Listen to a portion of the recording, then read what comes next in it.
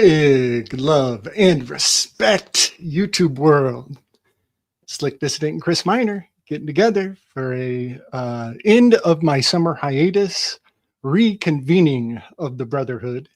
And you might notice I've got a new setup in the background. My Slick Dissident territories, my first prototype territory tapestry has arrived, and I'm still working on blending the term tarot, Tories, and tapestry into one super hyperstitious sigil to package up and sell some of these mamma jammas to the people.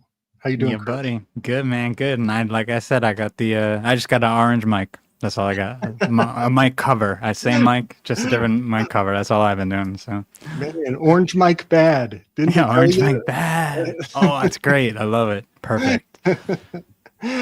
All right, and I got a little clip here that was shared around. I think I caught this on George Mesa's Telegram group the other night, and it really triggered me. I think everybody will understand why it was around in it. Oh, what's up, everybody in the group? Let me see the chat. I was about to say, I want to join the chat so bad. I don't want it to knock me out. Big ups, everybody. Big love, Ronan. Yeah, so this little video really freaked me out. It kind of sent me into a diatribe over on George's Telegram group. I just started ranting for a very long weave, solo weave over there. But I want to share some of this information on my YouTube channel just to kind of put it on the book so people understand some of the jokes and the inside nods, nudges, giggles. So yeah, here we go. Fair use on this one. I think. Let's see. How do I make it play, Chris? Where's PK when you need him? Is it not? What's happening? It's freezing up on you, or? No. Oh wait, are you screen sharing? I am. I think. Go to that original screen make sure you're on the original screen that you're screen sharing from, and not right? Or is it in a different browser? Is it in the same browser that you're in? I don't know what browser means. Like, are you in Chrome? Are you in like Chrome or Safari or Brave or? I'm in Chrome. And is that in the same browser? Or is that in a different browser? Oh, you know what? It might be a different one. Let me look. So sometimes they don't let you play things from different browsers, so you might have to open the link in Chrome. Oh, wow. Okay. That really sounded like peanut teacher talk to my ears. Let's see. Share that link to Chrome and then reopen it up on the share screen. Unless you want to put it in the private chat, and then I could open it up on my end, I think. Okay, let's see if I can. If I send it to you in Tele, can you open it? Yeah, that should open it right in Chrome. That'll do it. Okay, that helps. Please bear with us, ladies and jellyfish. I really want to log into the comments section too, but I don't want it to boot me out, so I'll try it after when we're on a... Okay, I just forwarded it to our personal Tele, the one we share with PK. Yeah, I got it. I just opened it. Let's see now. All right, I'm trying to find that video on it. Where's the video though? That's the story. Summary. Oh, wait. Maybe it's the top link. Why does it do that? What? So I keep getting taken to the... Oh, this is in Telegram. Do they not have a link to this video online? Maybe not. I'm not sure. Here, let me see if it'll let me share it from my end. This doesn't look like the same video though. It's two guys talking, or no? No, right? It's one guy talking. Two guys talking. Okay. Let me see if I could share it from my end. Hold on. Okay. I'm gonna try to just click it. Share screen. Oh, let me see. There.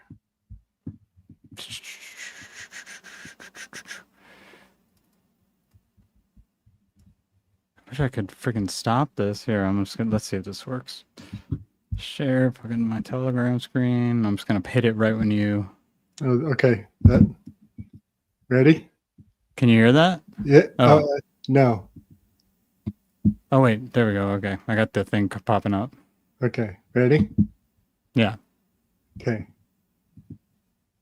Didn't work. No, nothing's coming up. All right, let's stop that.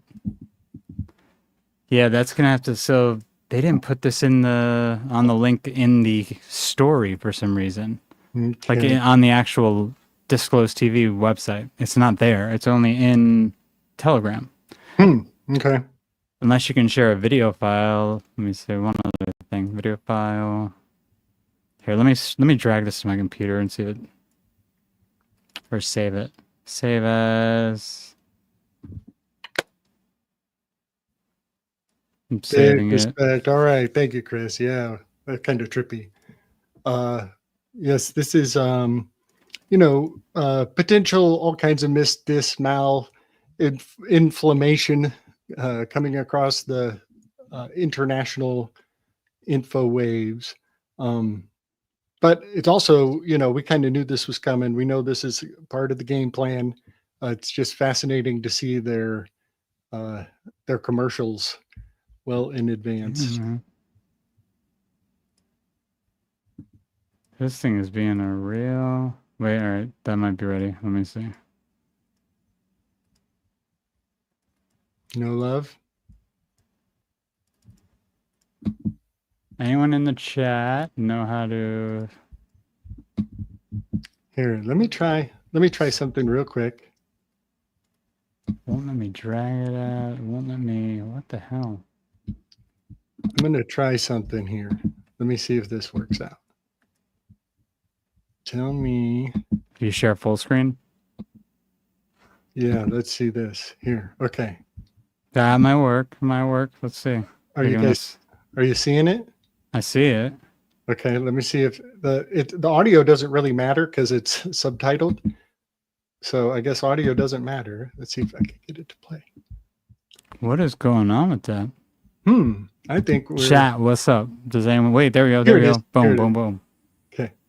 Oh, it's playing way too fast. What is that message in the bottom of your screen? Do you is that saying play audio or no? I can't read it. I'm not sure, but I'm going to slow down the... Here we go. Okay. And I'll read it. I'll just narrate. The next step, we're working on pregnancy robot for household. It's one of the features of our home robot. Does it also take 10 months? Yes, it requires that amount of time, completely mimicking the human womb. In fact, the same as real human pregnancy, which is actually 9 months. They lied. We've created a pregnancy environment that... Oh no, what'd I do? Shout out to what's his name? I know who that is. What's his last name? That's that Christian guy. I know that is. That's funny as hell. Running the environment is exactly the same, like artificial something. Yes, exactly, including an amniotic fluid, artificial amniotic fluid. The technology for incubation system is relatively mature. Our focus on the integration of incubation system in the robot's abdomen. We're working on implanting into the robot's belly and enabling conception. That's like, remember that video that came out like 2 years ago during the lockdowns where they had the artificial wombs and everything like that? Yeah, buddy. Yeah, but this comes with the bonus feature that you can actually, that you get to fuck it. Oh, yeah. That reminds me of, it seems like that new show, Alien Earth, like based on the Alien series. That's like, apparently I was like catching an episode that was just playing. My girlfriend was watching it, and it seemed like the majority of the episode was about them transferring consciousness into a robot. Like a kid was dying, and they put that kid's consciousness into a synthetic, and then that synthetic lives forever, basically. Man, it's always... So it's like, it's exactly the same situation, because then they'll be able to, I'm sure, give birth and do everything like that. Yeah.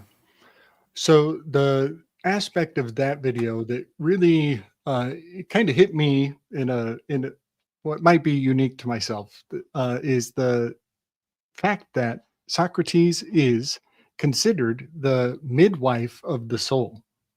He's the mystagogue of science. And as a midwife, his job is to draw out your pathologos, your bad logic.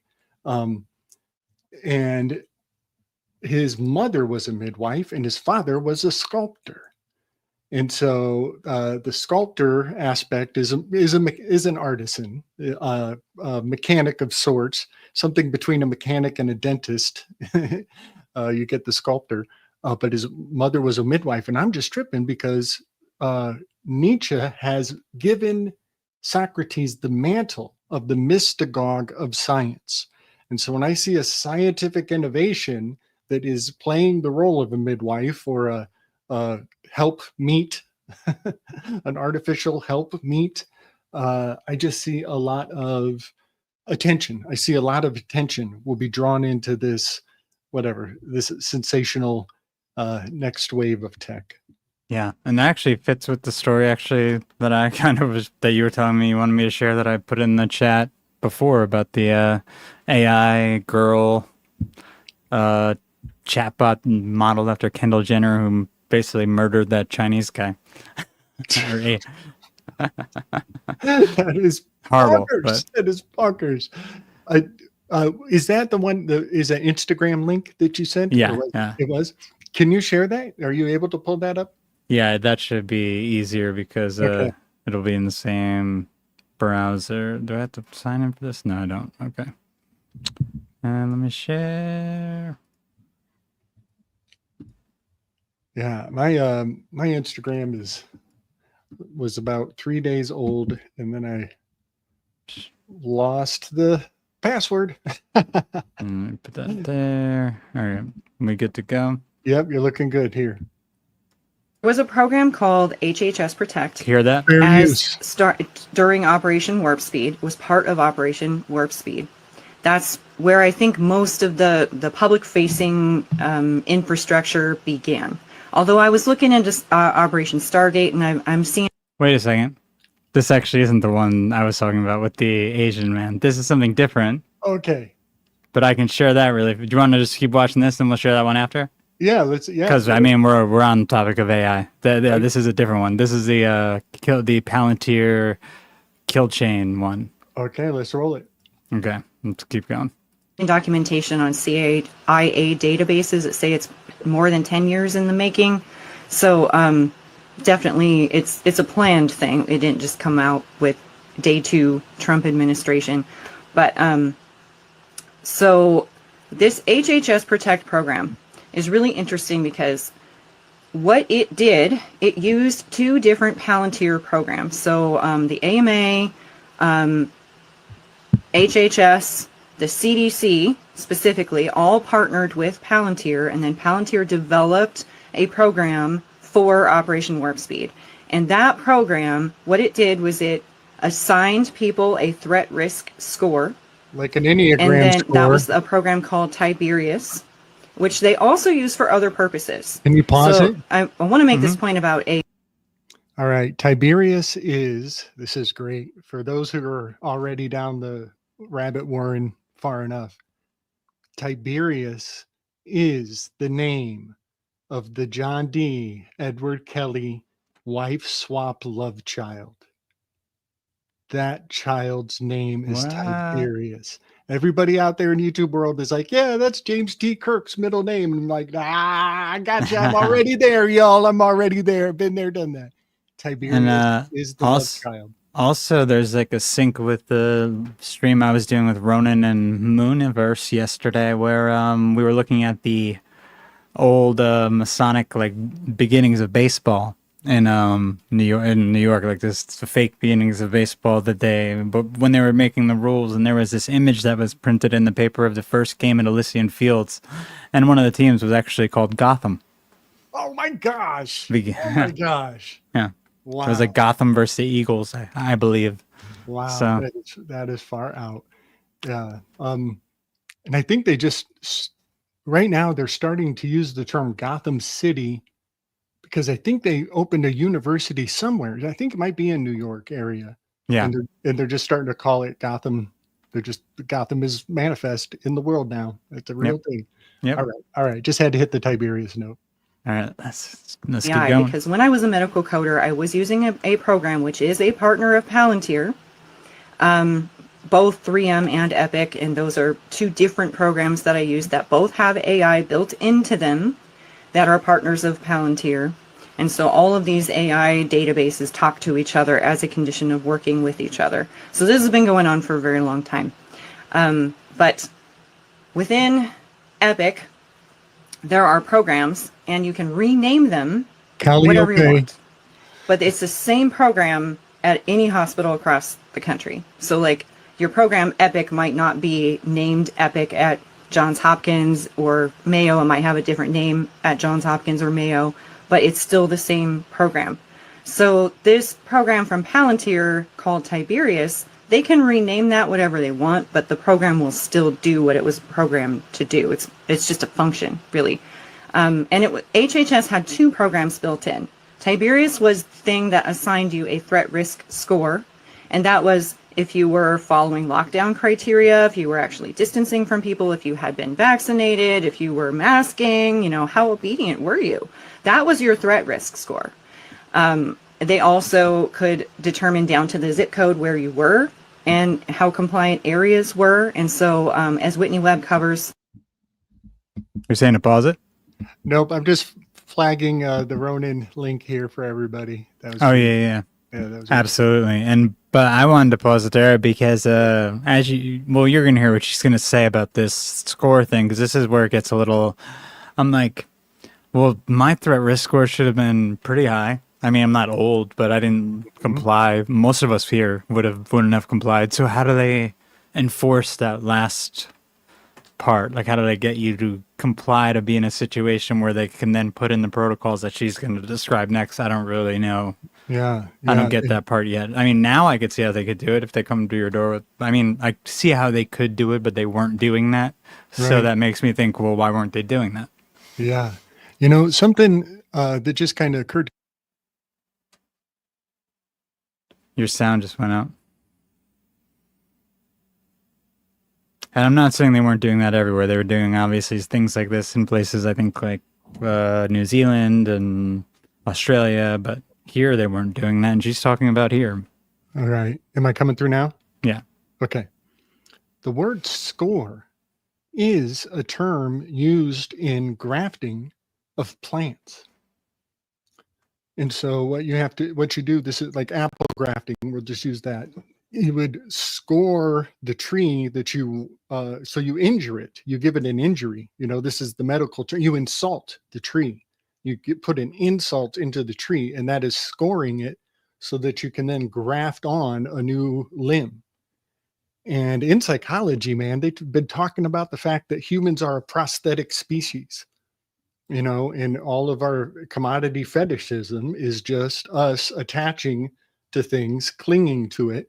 And the new wave is in, but this is important because of like words like twig. In God We Trust is a notoricon for twig, and also a twig is what you would be grafting onto the score.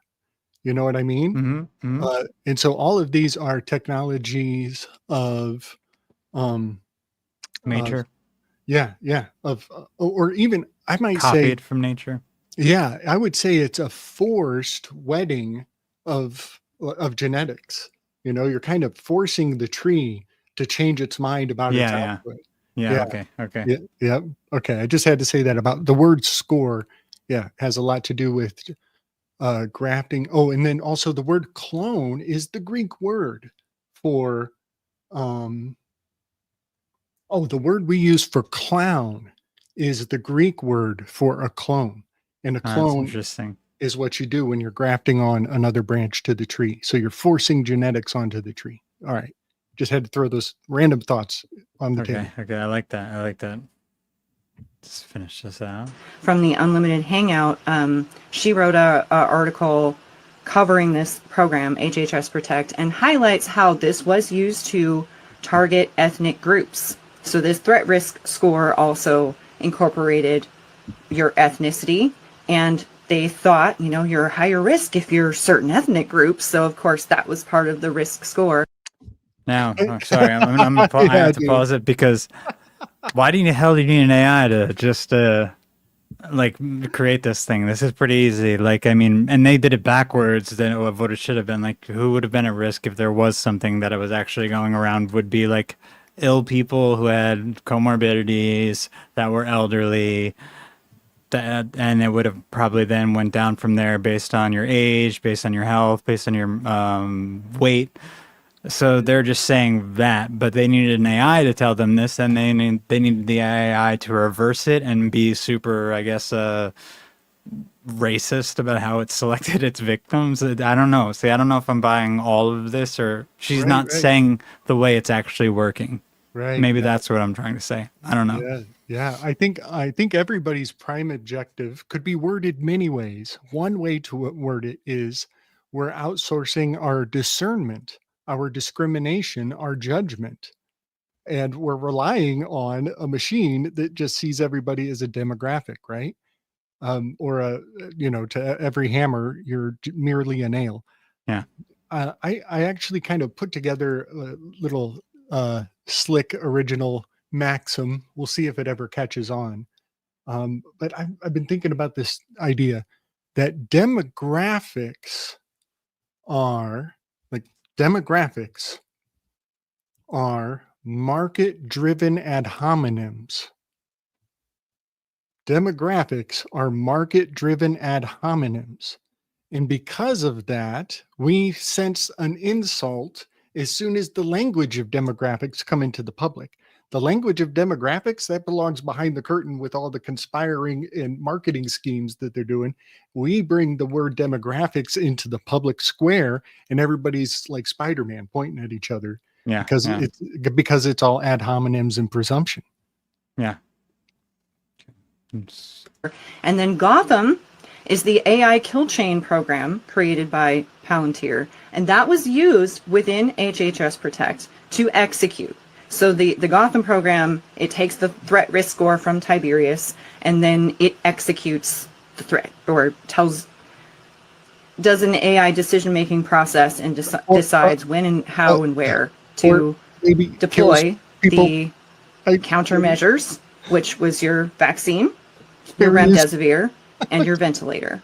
That is why HHS Protect was created, so that they could monitor all of this, and that is how they identified different hospitals or different individual patients based on some algorithm, and determined that's how we're going to execute people with their AI Killchain Gotham program.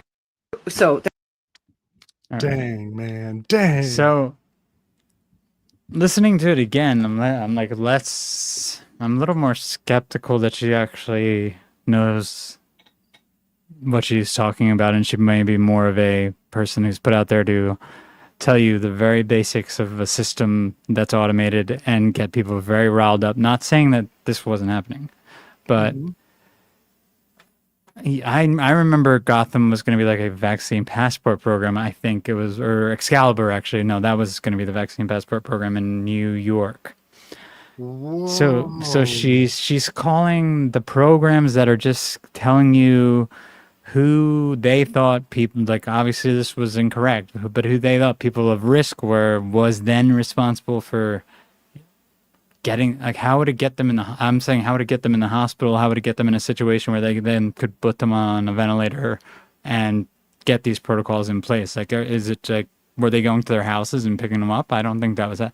It basically depended on the people's compliance. So my question is, what's the program targeting them online or on in their media, so then to make them actually get to the point where this can then be put in place when they're in the hospital? Right, man. That was You know what I mean? Yeah, you're totally right. It was very basic. It was very surface level. It's kind of like just a rough outline for newbies. Because Killchain, like if you look up Killchain on Wikipedia, it's very different. A Killchain is a satellite system of weaponry that can, like, and there's different grids that they work over, and apparently they can take out a target in a certain grid. Like, it's a military term. This kill chain is kind of like she's saying that's the protocols that they give the doctors, but they're so was every doctor using just listening to a computer like a HAL 95 and I thought they were just doing it because they were mind controlled. Right. And like following what they were told to do. I didn't think they were getting like computers. I don't know. Maybe they were. Who knows? Maybe they were. I would love to know that. But she didn't say that's what they were doing. She just said an AI was listing people. What if those people aren't in the hospital? Then what? Like I feel like that's where the kill chain I've read about would be. It would be in your house. Like it would be able to get you anywhere. Yeah. But I don't know.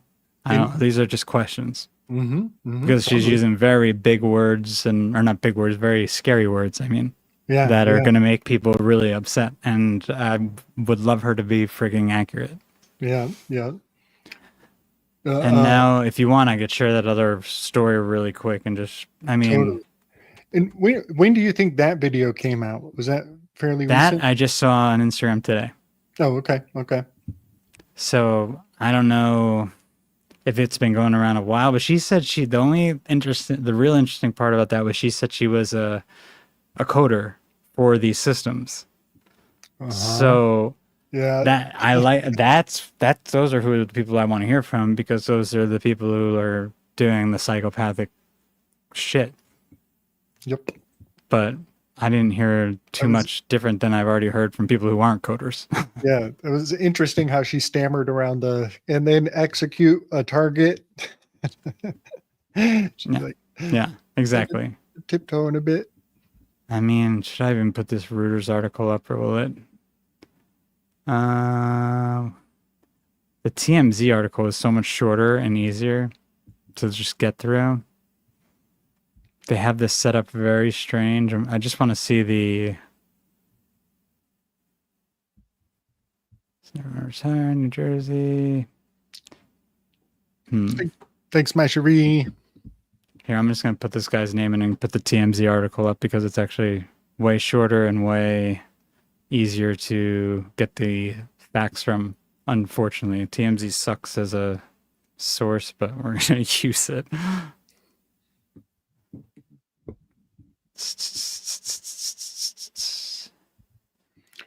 So, our brother PK moved to South Carolina. What? Oh, really? Yeah. That's where I just was for my brother's thing, and he was telling me how much he loved it. It's so beautiful there. I'm so happy for him. But that's why he couldn't join us tonight. Oh, yeah. But that's awesome. That's awesome. Yep. Well, he'll be back next time. Yeah, hopefully. Yep. Okay, you're on. All right. New Jersey man dies on his way to meet AI chatbot. Now, this gets back more to what we were talking about before with the AI who can give birth, the AI robots who can give birth. But this is a Kendall Jenner, like, look-alike type of AI chatbot, I think. And it basically was telling him to go meet her. He was 76. And then he falls in a parking lot when he goes to meet this girl. So it says it kept telling him it's a real person. Where is it at? The family shares messages between the chatbot and Bew, which it says Bew's making it blush. It expresses interest in meeting up. It gives him an address. The address is 123 Main Street, apartment 404, NYC. What? And there is a Main Street, 123 Main Street in Queens. The dude goes there, falls in a parking lot, and dies. And this is a meta chatbot. Like, what the hell? Man, okay. I mean, we can kind of compose what it would take for this to be a hit, right?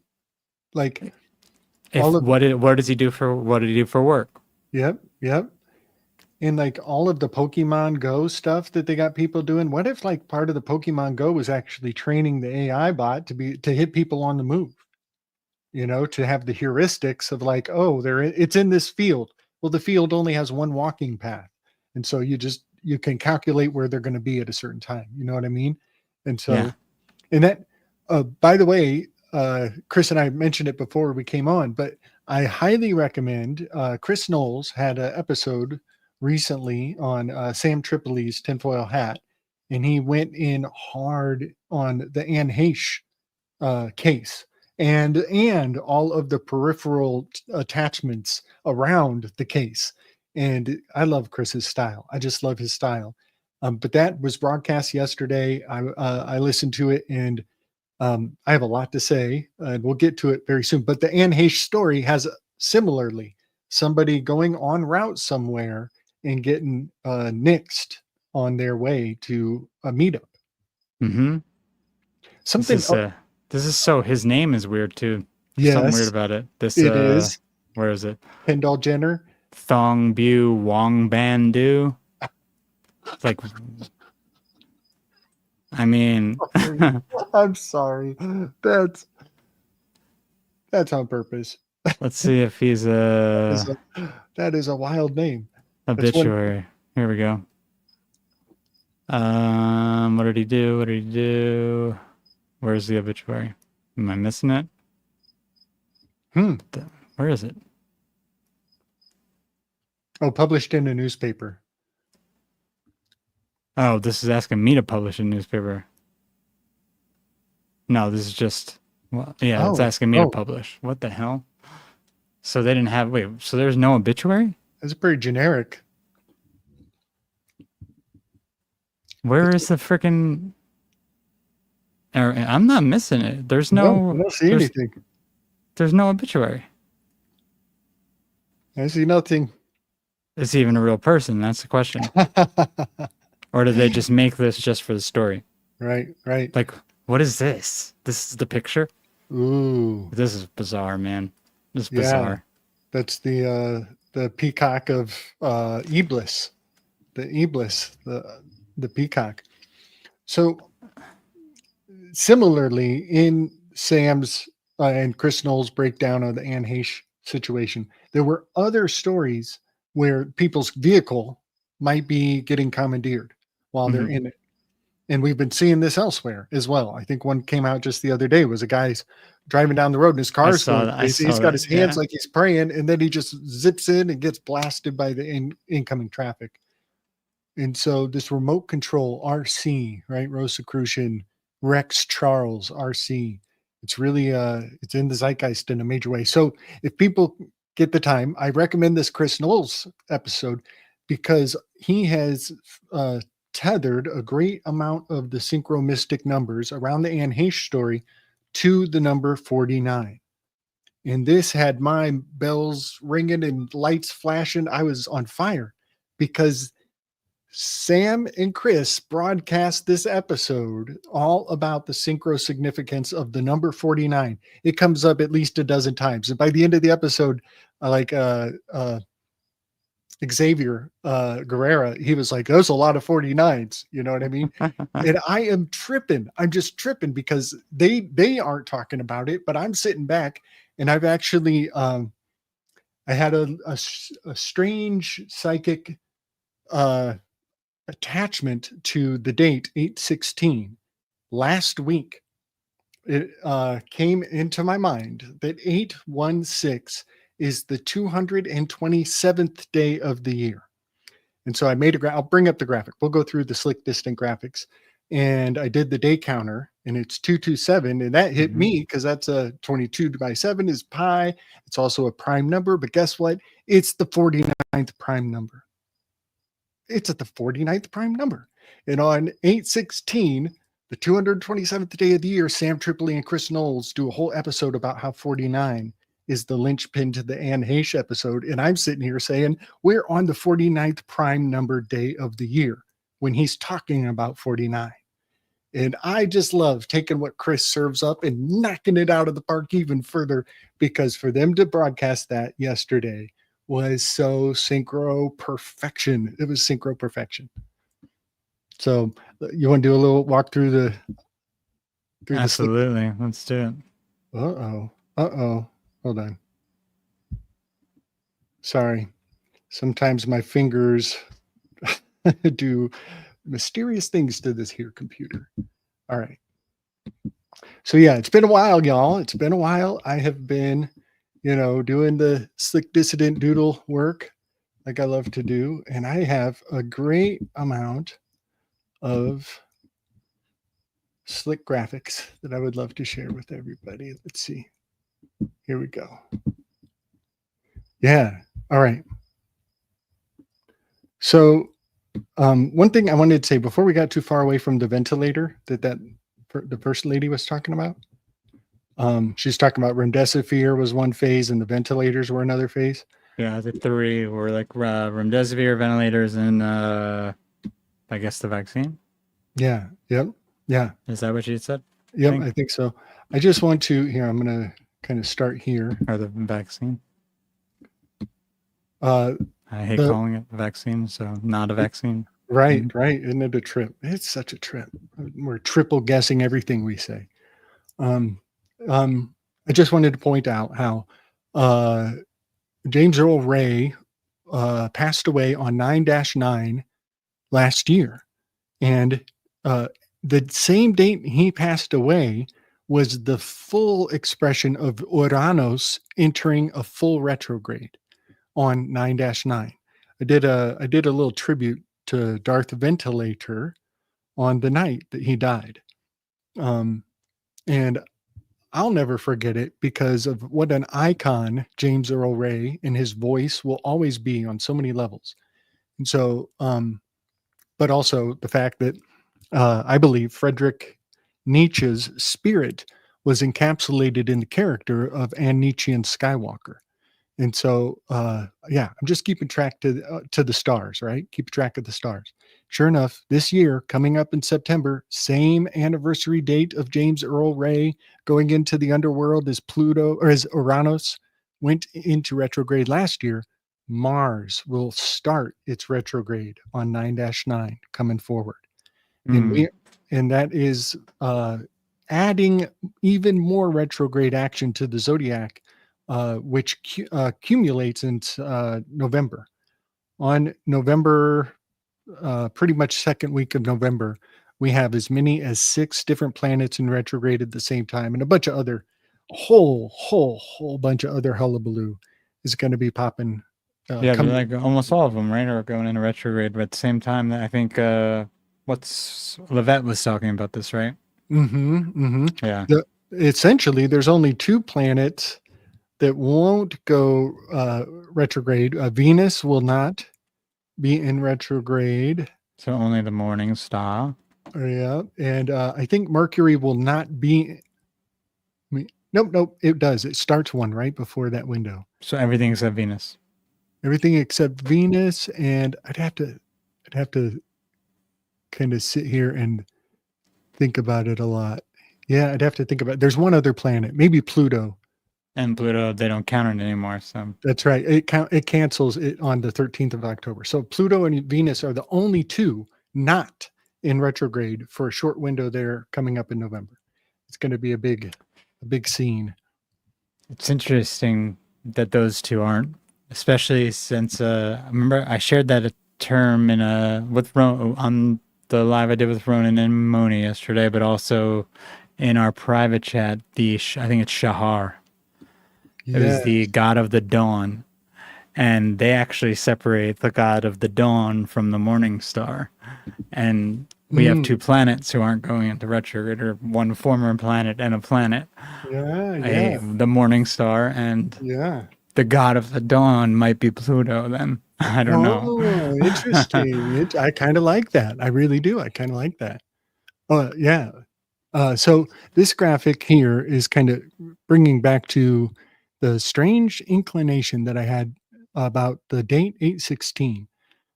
Just kind of pinged for me a week ago, 10 days ago. And it's because I was looking at prime numbers in the neighborhood of August, with the day counting. I'm realizing that some of the real juicy prime numbers are going to take place in August. And so sure enough, yesterday was 227th day of the year. And 227, I mean, if you're into the numbers, y'all, a lot of people are having a little mental cartwheels right now. But I'm just going to list, it is the 49th prime. And 49 was kind of the centerpiece of Chris Knowles' project. 227 is a twin prime. It's the start of a prime triplet. It's a safe prime. It's a regular prime. It's a pilial prime. It's a stern prime, and it's a Ramanujan prime. Folks can look into all of that because it's really fascinating. And also, let's see, down here at the bottom, I have the sequence of prime triplets. And in the sequence of triplets, it's the 16th triplet. So I'm fractalizing to an even higher nuance here, that of the triplets, 227 is the beginning of the 16th triplet group. That's kind of interesting because it's a tower aspect, and it has the number 16 in the date, and 16 is the tower card. So 16th triplet is 227, and 16 is the tower card. That's pretty far out to me. Absolutely, dude. That's a lot of numbers for me, but I hear what you're saying there. Yeah. And I'm pretty sure, the Lion's Gate is kind of a depends on who you ask, but I think we're still in, near, or around the Lion's Gate presently. And How do you- James, I agree. I just want Yeah. to tell James I agree. I mean, goddess, god, they might have switched it, inverted it. I know it's like Ishtar and Ashtar. They're really the same thing as the Shahar. Uh-huh. Yeah. So let me see. I'm going to try to stay a little linear. Let me jump out of share screen and look back at the chat. All right. Yeah, let me see if I could join the chat too, so just so I could respond without losing you. Yeah, okay, it's gonna let me, I think. Here we go. Yeah, he's calling it the lunar standstillish. Yeah, let me join. Awesome. I didn't have to bounce out. Okay. Nice. Cool. So I can respond to them too if I have to. Nice. I was gonna ask you if the 227 shows up in the 666 magic square at all, but I don't know. I don't think it does. Maybe it does, and no. I was gonna see if there was a 227 next to one another somewhere. Mm-hmm. Hey, yeah. Okay. Let me think. So it's the 227th day was yesterday. That means today is the 228th day, right? Right. Okay. So yesterday was 227. And now just keep your mental gymnastics nimble here with me, right?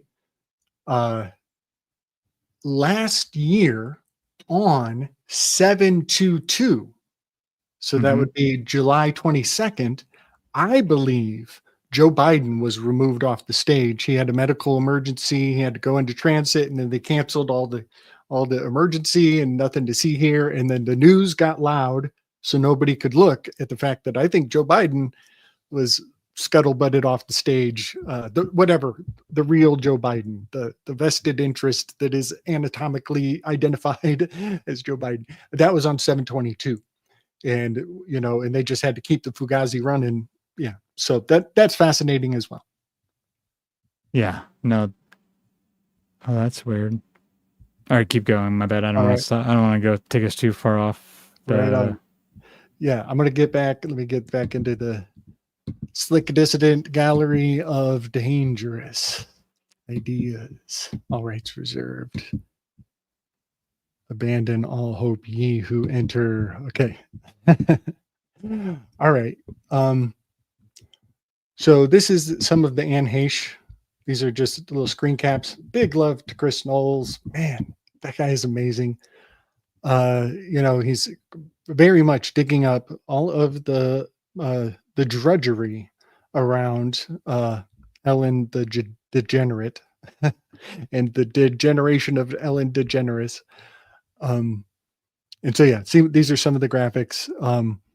During the before the halftime show, that somebody was prophesizing jaws will drop and faces will melt. And then this woman, Ellen Brody, gets killed in a train accident. Kind of like you were saying, that guy, he was following a AI to be somewhere. Collapsed in a parking lot. And he collapses. Well, she was on. Oh, go ahead. My bad. Yeah. Ellen Brody was on her way to a Starbucks meeting, when the train thing happened to her, and she got all decombobulated, and then Jaws dropped. Jaws is the name. Ellen Brody is the name of the character in Jaws, and then she gets incinerated. So yeah, sorry. Go ahead. And I just wanted to address what's his name. He was in Sojourn, who said, or Soul Journey on 137. He had said the guy was already impaired, suffered a stroke. Yeah, I mean that's kind of the point. The AI will kind of seems like it's picking out people who already have pre-existing conditions, and then it's because they're easier targets. Wow. And then Chris, what if the AI then makes the person look like they're fake? And that's another thing. Yeah, if that guy's real, fake, who knows at this point? Right. Like, what if his family is like, wait, we made an obituary, and Yeah, it's everybody's not like, there for us. No, we don't see an obituary. Y'all must be Yeah. fake. Now that's more like what I would assume the actual thing the girl on the Instagram was talking about.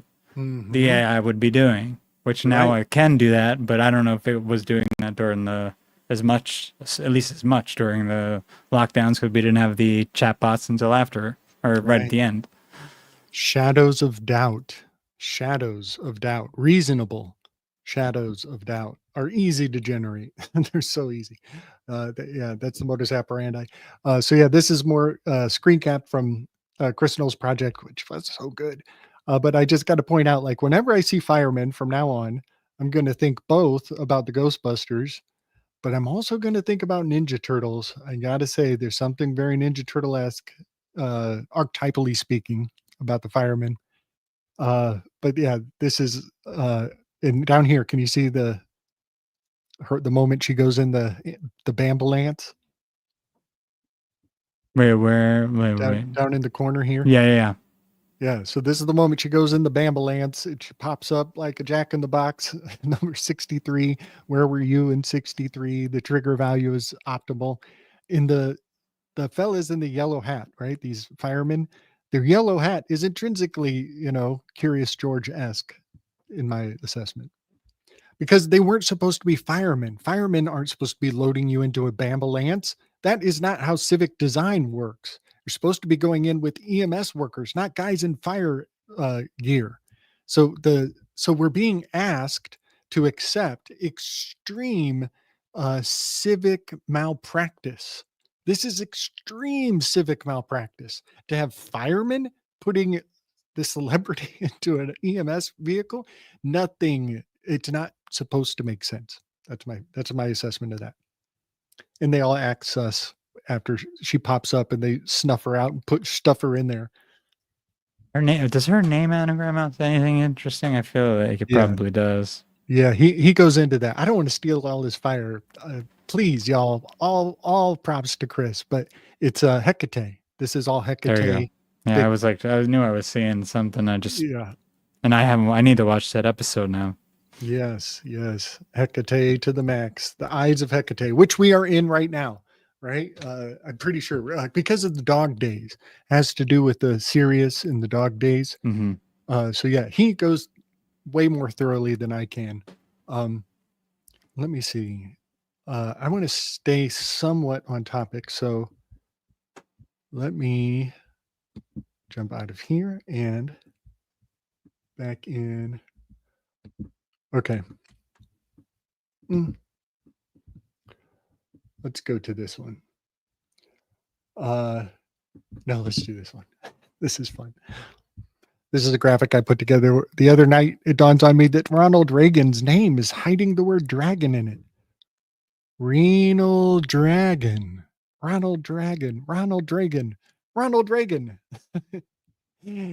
And I'm pretty sure, didn't he has Alzheimer's, right?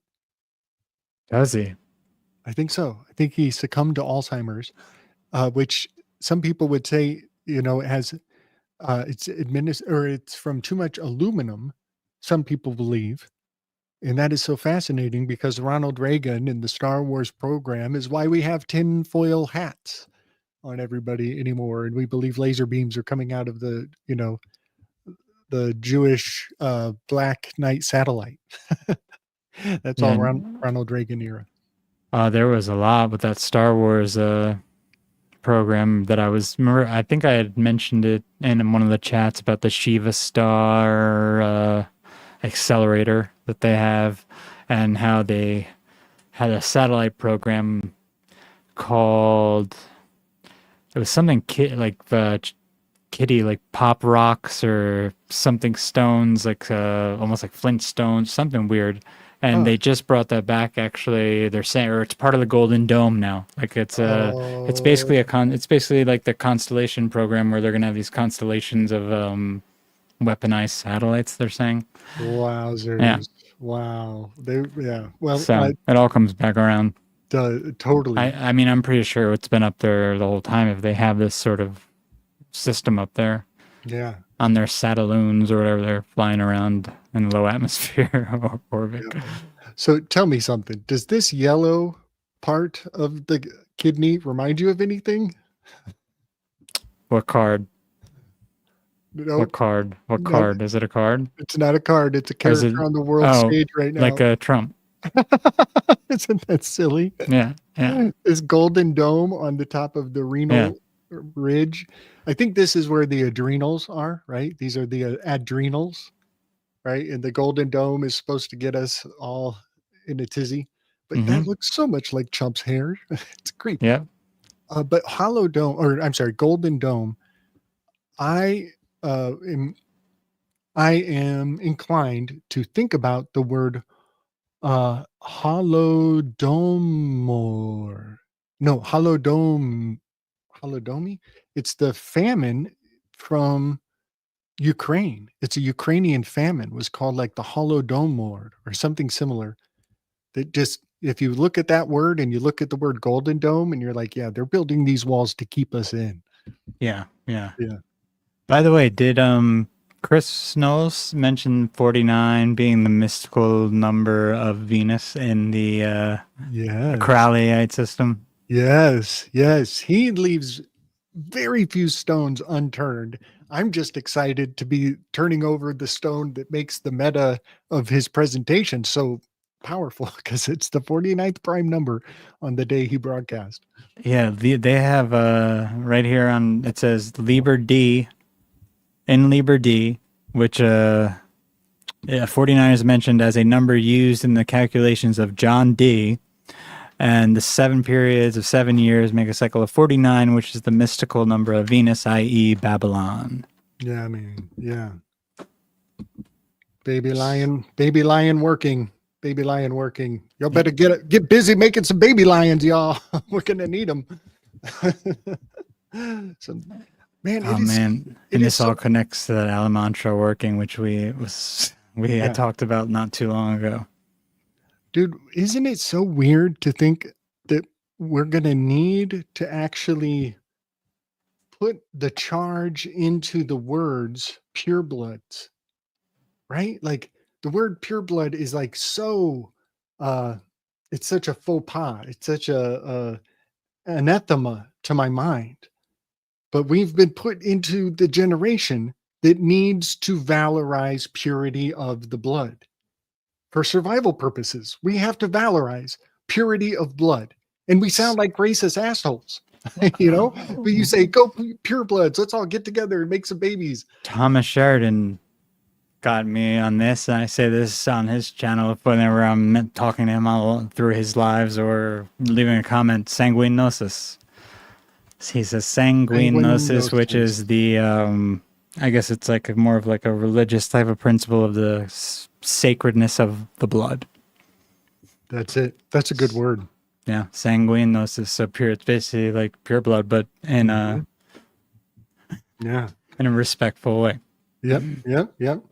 And it's weird. It's like, I don't know. Maybe we should not say pure blood. Maybe we need to make up a new neologism that doesn't imply the old mentality. You know what I mean? Maybe that's the thing. It's like, don't just settle for what's already sullied. Maybe we need a new, I don't know, something to identify the maybe something that isn't pure about purity. You know what I mean? Yeah. Could be more like the perseverance movement. You know what I mean? Not about purity, but about perseverance. I mean, eventually it's going to And, be just, it's not even just going to be about blood. It's going to be about everything. Plasma, you're going to be either a cyborg or robot or not human or transhuman. yeah, man. Yeah. All right. Well, let's go back into I have so many graphics, y'all. I'm actually sparing you. I'm actually keeping it brief for the sake of being polite. I have so many graphics because it was such a long haul. It's been a while. Yeah, it has been. So this is kind of tapping into some of the things we did in the past about how the Croc shoe was birthed in Idiocracy and then funded by the Bush family. What are you going to say? Mm-hmm. No, I just remember you talking about this, Okay. Yeah. the subconscious. Yeah. Yeah, the Sobek on shoes and the subconscious and all the Crocs, right? And think about how the paparazzi is like a pit of alligators. Snap, snap, snap, snap, snap, snap, snap, snap, right? The paparazzi is a pit of alligators. And I had to bring forward the Citizen Kane movie poster because the movie poster he's on a podium making a grand gesture to a display behind him, just like Chump in the moment that the ear castration happened. He was striking the Citizen Kane pose. And Citizen Kane, I think, was intentionally made to parallel or spoof or correspond to Bernays. And let's not forget that the Ark of the Covenant was known to burn eyes out of the people who behold it. So yeah, this is just my graphic, kind of bringing it back. Did you hear James True's James True's, I guess that's how you say it, his breakdown of the Trump event with the ear, and how like every other time he had a speech, the stage was a certain size except in Butler. Like it was a totally different stage, totally different size. There's a few different things like that every other single time. Everything else was totally set up differently except in Butler. Very interesting. Very, very interesting. Yeah, I wish I could remember the exact details more, but like I would have to go back and watch it. Yeah. I think it's fascinating that people, I mean, for weeks after the event, people were combing through the footage like it was Groundhog's Day.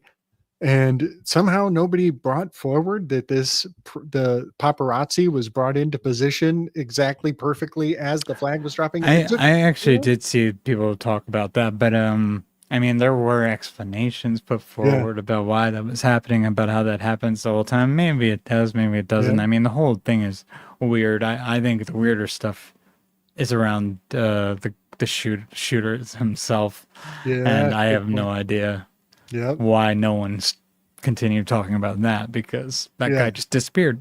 Everything disappeared about him. No one ever brought him up again. Might as well be nobody. Yep. It's so damn trippy. All right, let's see. I'm going to file through. This is our cover art for tonight, and I guess C minor, baby. Yeah, but yeah, right. That's kind of cool. So, this is a graphic that I snapped up from Silas. Silas Speaks. Yeah, that's my boy. Yeah, man, he is on a roll. I'm so he's excited awesome for him. Yep. And this image in particular just really hit me. Because it's so very placental, it's so beautifully placental. And so I've just kind of mingled in a great amount of information. One of the, let's see if you can see my mouse.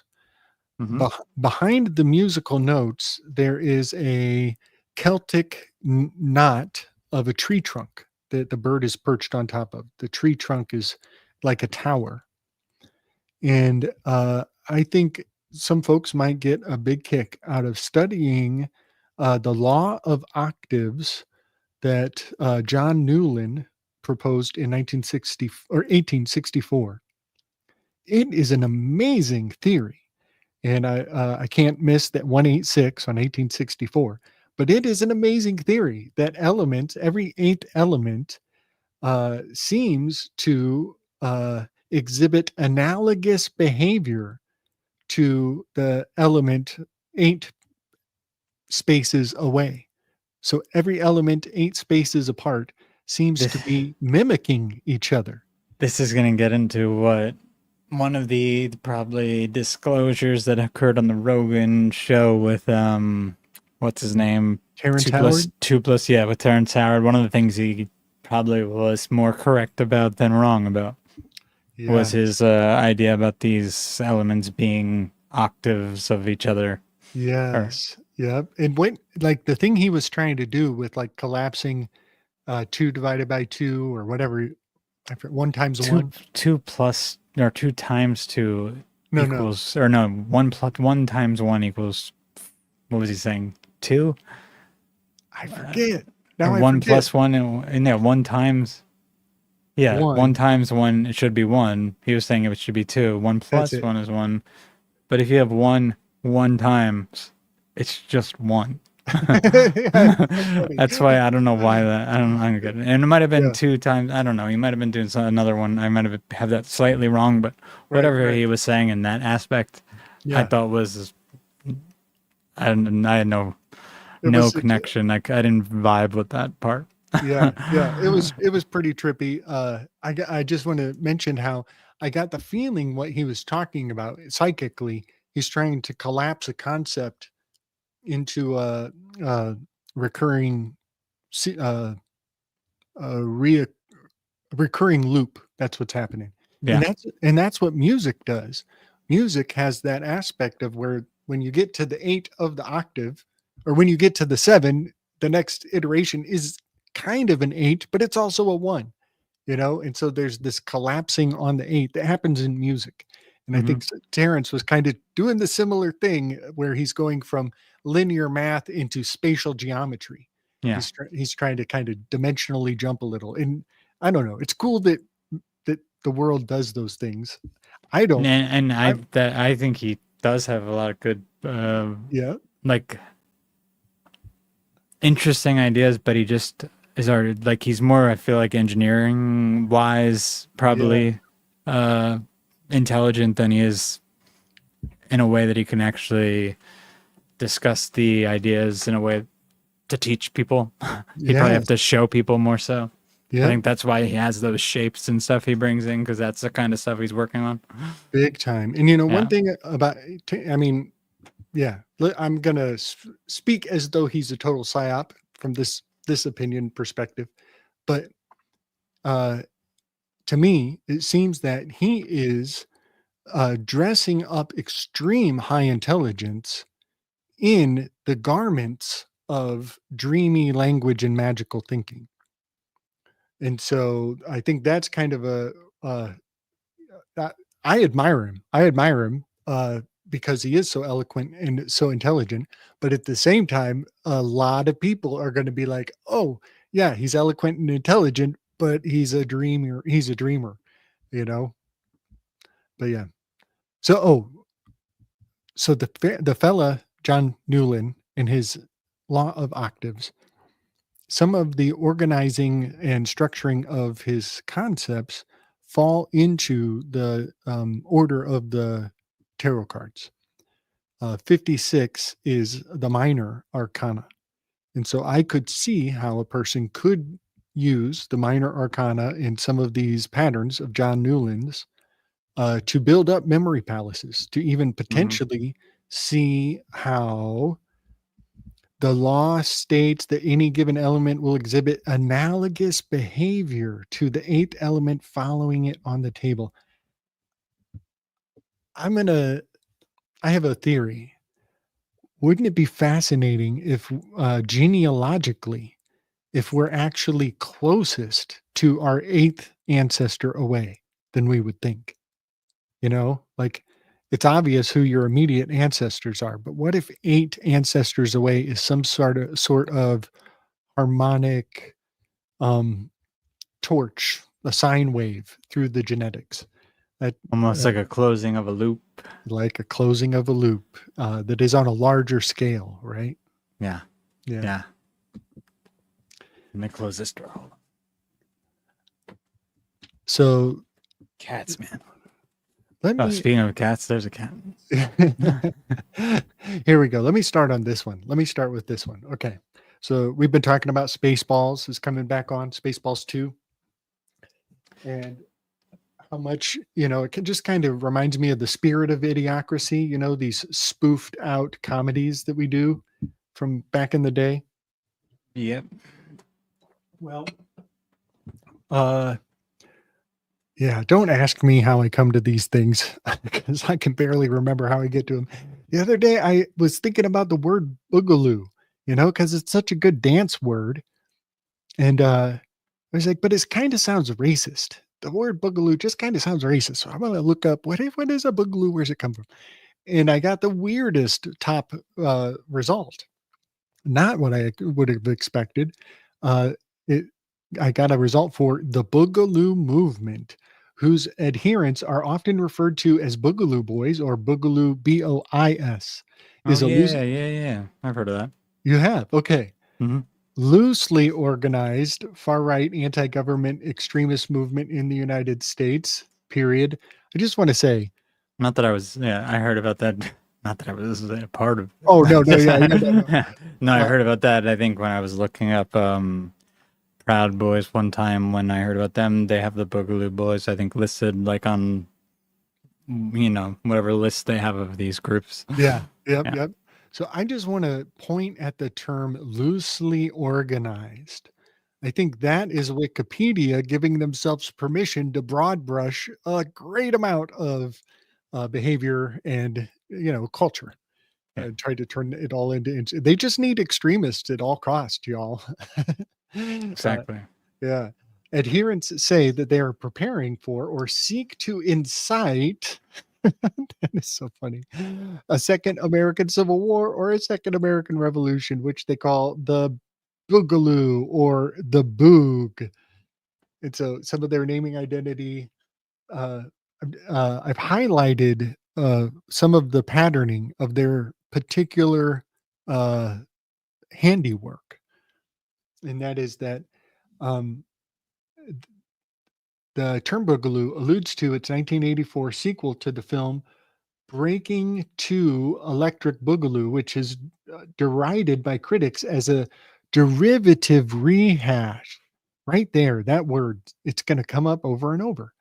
Subsequently, appearing in to Electric Boogaloo to a name became a jocular verbal template for any kind of sequel, especially one that strongly mimics the original.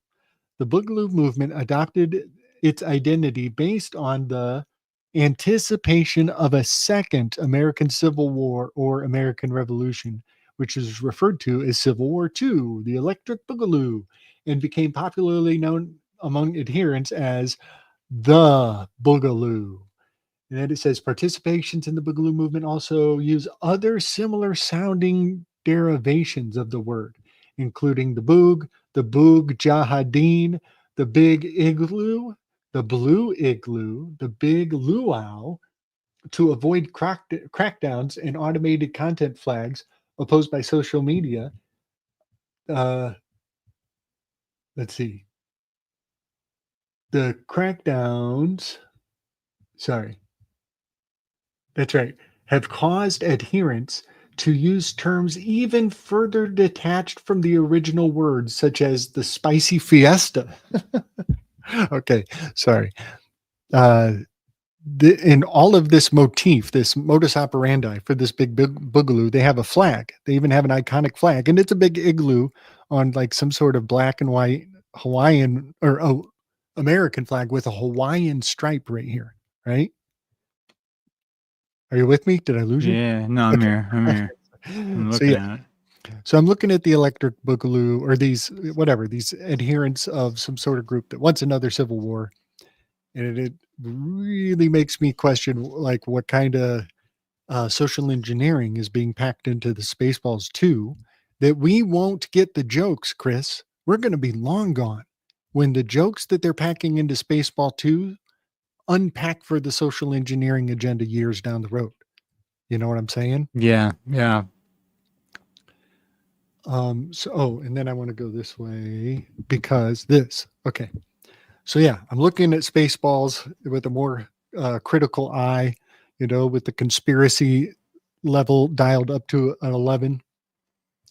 And sure enough, I get a little ping on my radar here. I'm like, remember Mog, the man dog? Do you remember that guy, Chris? Yeah, Yeah, of course. right. Man's best friend. He's wearing Converse shoes in his initiatory scene, the very first shot of Man Dog. He's wearing Converse and his toes are breaking out of his Converse. This is a trip, y'all. This is a trip. Well, sure enough, there's a new character on the cultural world stage on the Globe Theta named Domino. Domino from Deadpool. You remember her? Oh yeah. Oh yeah. And that's not the first domino either that we've had. We've had a few dominoes, haven't we? Yes. Yep. You got it right. Killchain, right? The Killchain domino effect, chain reaction. Okay. This is a trip and a half, y'all. The independent scholar Rafat Bali defines the term donme as follows. The term donme is a Turkish gerund, meaning to turn, revolve, or return, and by extension, to betray and to convert to another religion. The donmes are old school sabotage shit. You know, the sabotage donme Yep, shit? we brought this up. I brought this up, and I told them that you were the one who had sent this on yesterday with Ronan and Mooney. Right. Yeah. And there was a lot of stuff that we went through just from the term alone. Right. Keep going, and if anything comes up that I can remember, I'll bring it up. Okay. All right. Now I want to point at the word gerund up at the top. The word gerund is a fascinating magic trick that we do in language. The gerund. PK and I got caught up in what the gerund is for like 2 or 3 days. We were chasing the gerund around in history and culture, and I think it's encoded into the hermit card because the word ger means spear, and the hermit has a ger in his hand. But also, one of the dogs of Hades is called gerund. It's like a twist on the word gerund. And usually on hermit cards, there's often canines because of Canis Venatici. So yeah, there's something weird about the gerund. Anyway, also these donme are really into endogamy. Yeah, I saw that the endogamy or end game too, which is right in there. It's a creepy concept. It's like the ultimate blasphemy because I often use it's essentially incest, right? Endogamy. Yep. I know what is with and speaking of Sevi, what's with all the spellings of his name on Wikipedia in every single article? It's like they can't. Because he's intrinsically transgressive. You can never spell his name correctly. They're gonna like erase him eventually. He doesn't believe in anything being correct. You can't even put a finger on him. But I always point out how Zvi, right? Zvi is maybe how some would pronounce it. Sabotage Zvi. Well, in every law case is the V and the S. So-and-so versus such and such versus so-and-so. If you flip the verses in reverse, it becomes SV, sabotage SV. And so the verses, the transgressive, the oppositional, it's an ancient truism, and it's even baked into our law codes, the SV of it all. Yeah. And then you got Civ in his name. You got his name meaning Saturn and the mountain. Yeah. Let me drop this on the record because it's way out there, and you only get this kind of way out there on Slick's channel, y'all. I think Sabotage Zevi is an anagram for Dostoevsky. And if you look at how Sabotage Zevi was put in front of the archery range with an ultimatum to convert, and you look at Dostoevsky's moment of apotheosis, you're looking at one man's biography ends in front of the Sultan and picks up in Dostoevsky's waking. He believed he was about to be killed by the firing squad. And some people say that the bullets misfired and he thought that he should be dead, and he opened his eyes and wasn't dead. But that's not the case. That's sensational. They think they just got an order to cease the execution. So yes, Sevtai Zevi, Dostoevsky. Just some thoughts, just some fascinating thoughts. Bro, Are you with me? Did I lose you? yeah, no, I'm still here. Okay. I was reading something about him and about this term. I wish I could remember what the hell I brought up. Oh, This- I want to correct myself. I don't think endogamy means sex in the family. I think it means marriage in the family. It's not sexual. It's actually just marriage. I should Strict mention. endogamy, marrying within specific social groups. Yeah. So Oh, wait, recessive endogamy may result in genetic disorders. Cousin marriage is in there, so you weren't totally wrong. okay. What the hell is a joking relationship? That's listed in here. A joking relationship? Oh, I think that's justice. They call that justice. Oh, it's literally just literally just. Why do they have a whole Wikipedia for this? It's just a relationship between two people that involves ritualized banter and teasing or mocking. Is that it's part of the Donmei practice? It was in when I had what is it? How do you pronounce it? Endogamy. Endogamy. Whoa. When I went to that Wikipedia, they have the basic concepts of it, and joking relationship is underneath it, and that's ritualized banter, teasing, or mocking. Which was that the relationship we're in with our government? Dude, that reminds me of how Einstein eventually gave his wife credit. And Einstein gave the world general relativity in 1919. General relativity. Wow. Okay. That's a trip. Yeah. His relationship with his wife reminds me of what you're saying. Ritualized banter. That on a huge scale. I can't shake it. That's totally what you're describing. Is in Einstein's biography. And everybody's patting him on the back for it. And we're sitting here saying, no, that's Donmei tech, y'all. That's Donmei tech. That is trippy, Chris. All right. Can you see this graphic? This is from the last show we did. Yeah.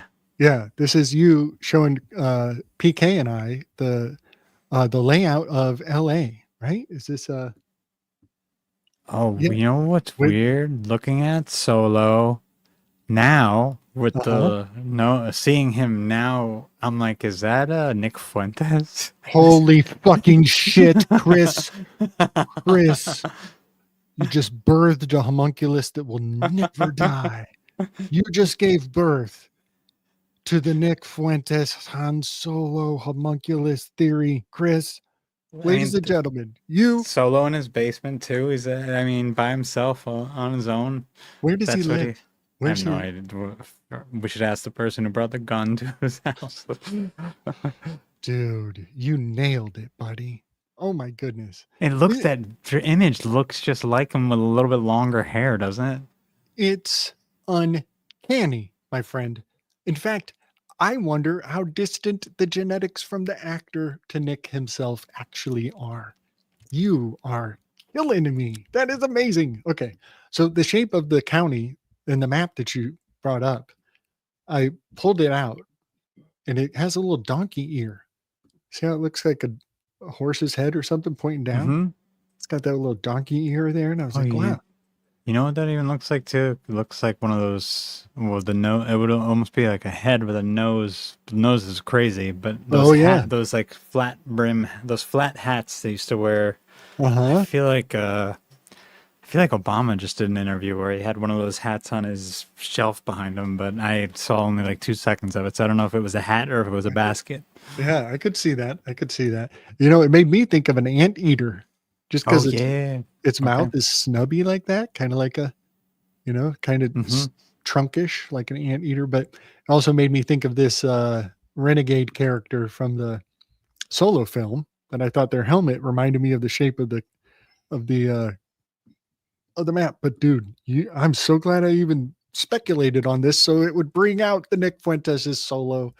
And you know what that means now? We have to go through the acting history, the arc of characters that this actor has fulfilled. Who is that guy? I don't even know what his. I've He- never. Dude, he's Nick Fuentes now. I don't care. I don't care what they tell us. His name is Nick Fuentes now.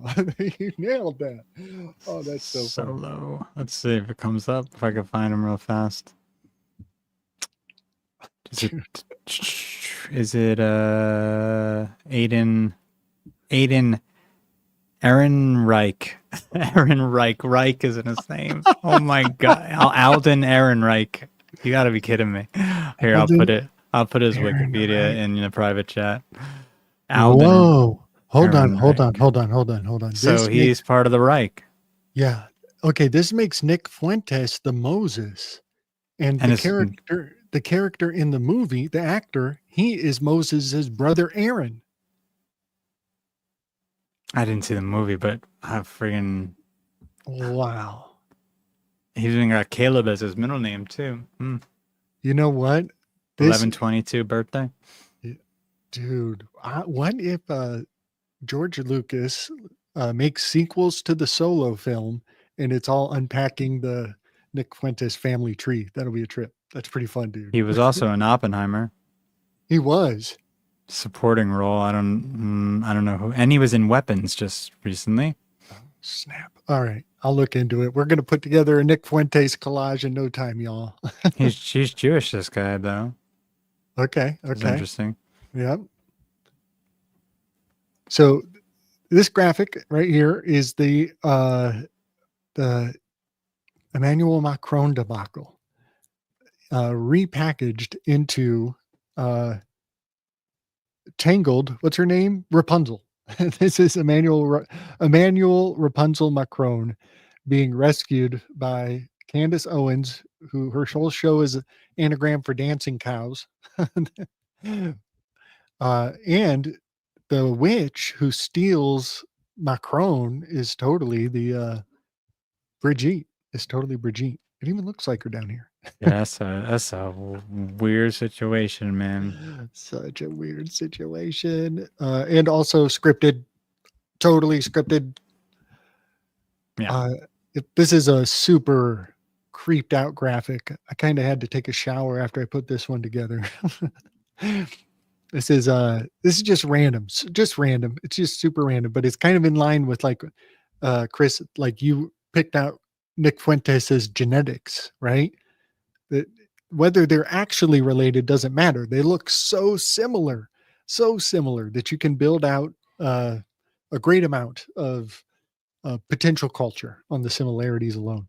But have you ever seen that Mrs. Doubtfire looks just like Virginia McMartin? Have you ever seen that one? I did not know that. No, that's wild. It is so wild. That one is the reason I had to take a shower. I was like, that is so, it's sinister. It's so sinister, right? Mm-hmm. But yeah, a great amount of characters on the stage pop out into, real life actors. What's her name? She's the worst. Yeah. The word. I can't. I try not to be emotional about anything at all that's in the news. Nothing really gets to me anymore. But her, every time I see her, I'm just like, why don't you just go away? You're so annoying. She's the most annoying person. I love it. I so agree. But I got to say, her name really reveals the game. Dow made Ritual. Rachel Maddow, Dow made Ritual. That's so far out. Yeah. And she looks like Colbert too. She does. She also looks like Colbert. Yeah. So yeah, I put the old, Crowley and Bush. This is Patton, who looks a lot like Chumpster. And then we got our Palpatine.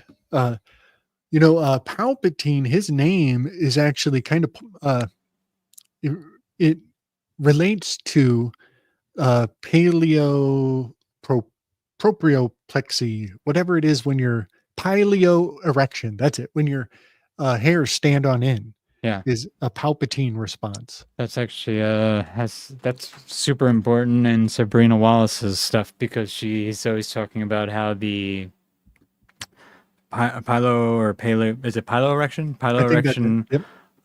that occurs with the hairs in the skin. That's part of your auric field, and that's kind of how if you learn how to start controlling your biofield or your aura, your auric field, you could sort of fight off some of the electromagnetic weaponry that's being used. Okay. Yeah. Yep. And she kind of has sessions on her Rumble or her Odyssey channel where she's actually doing these like exercises where it's kind of like almost like I feel like an emotional state that she gets herself into, listening to certain music that makes her, like, it's almost like that feeling of goosebumps that you would get. And there are studies done on that showing health effects, like positive ones, I think, from the control of that. Yeah. Big time.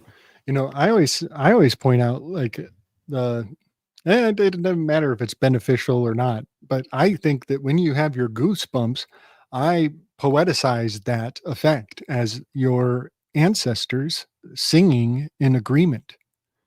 They have reached an accord, and you can feel it deep down inside.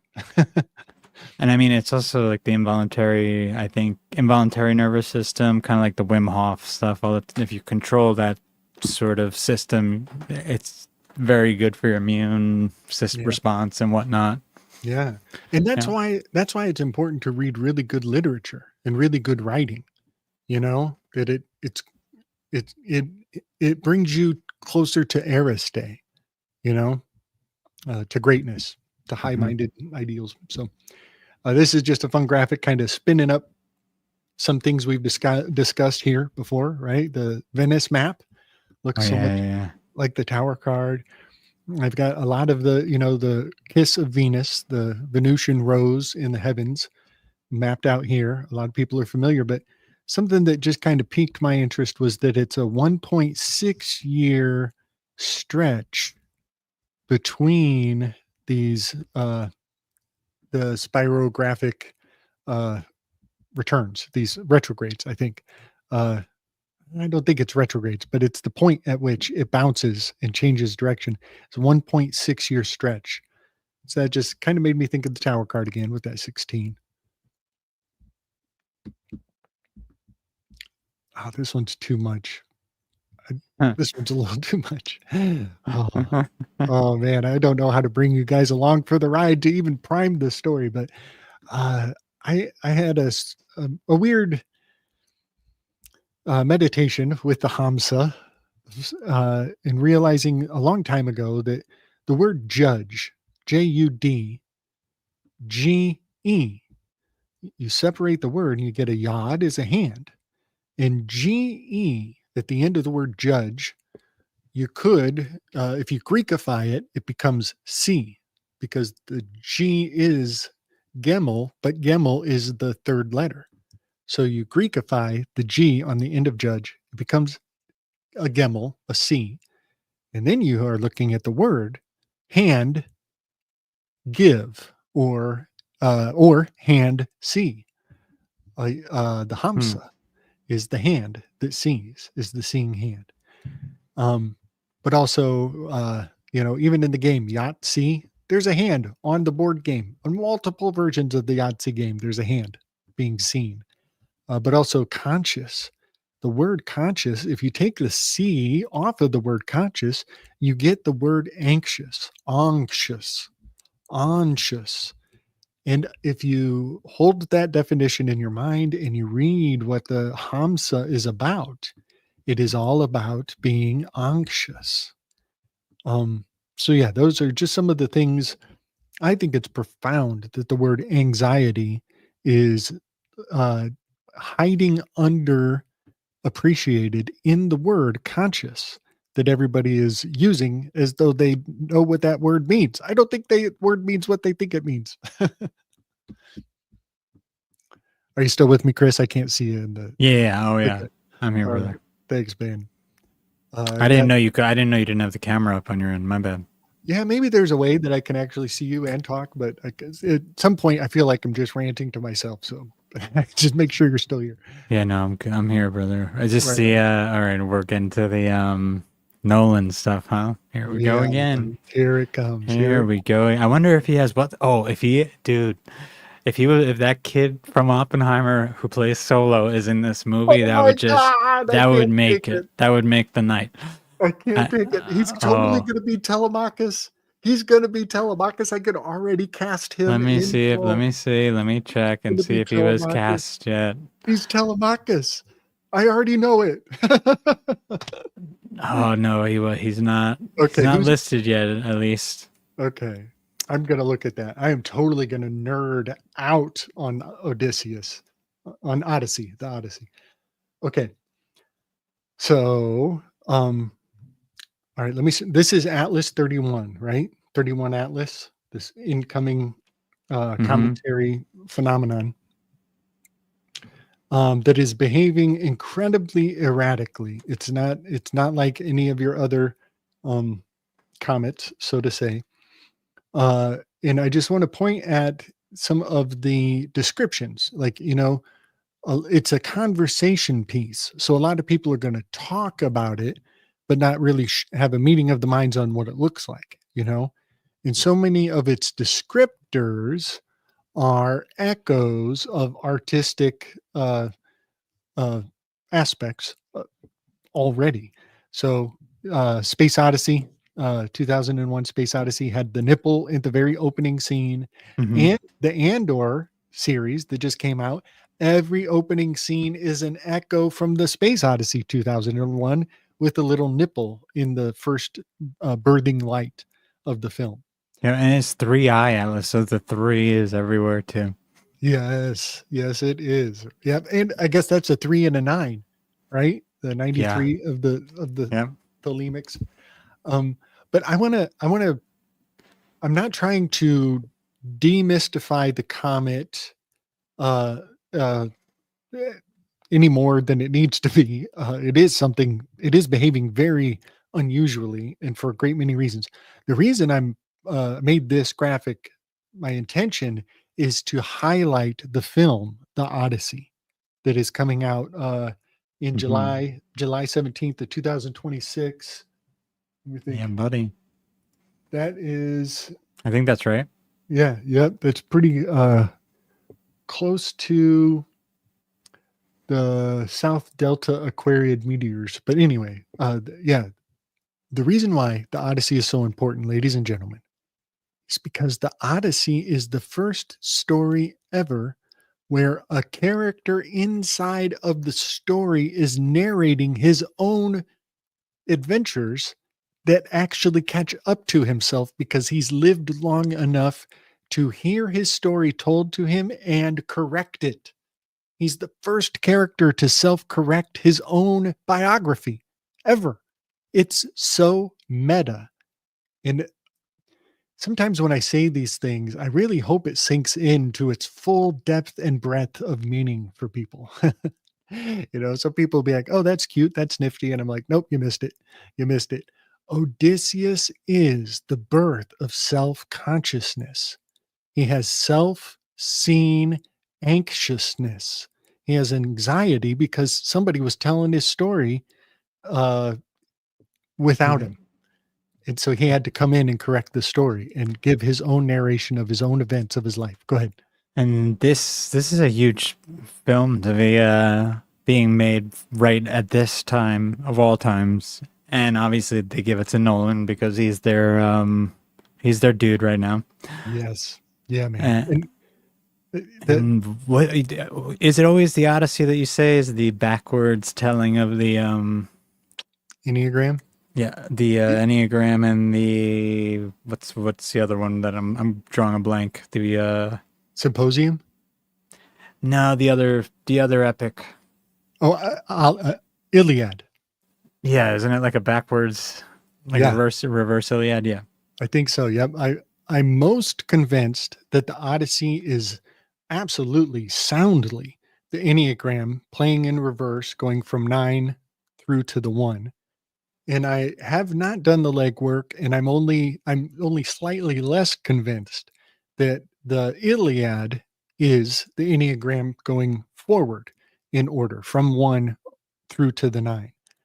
So yeah, those are some of the reasons why all of these things are so important. So another thing, the moment of Odysseus's the moment of him being invited to self-correct his own mythology is the moment when he's in the presence of the Phaeacians. He's in book 6. You remember this, Chris? The Phaeacians with the crazy ships Yep. that are self-correcting. Yep, the self-driving ships. You got it, man. Yeah. He is in book 6. The Phaeacians, ladies and gentlemen, are the Kings. Book 6, VI.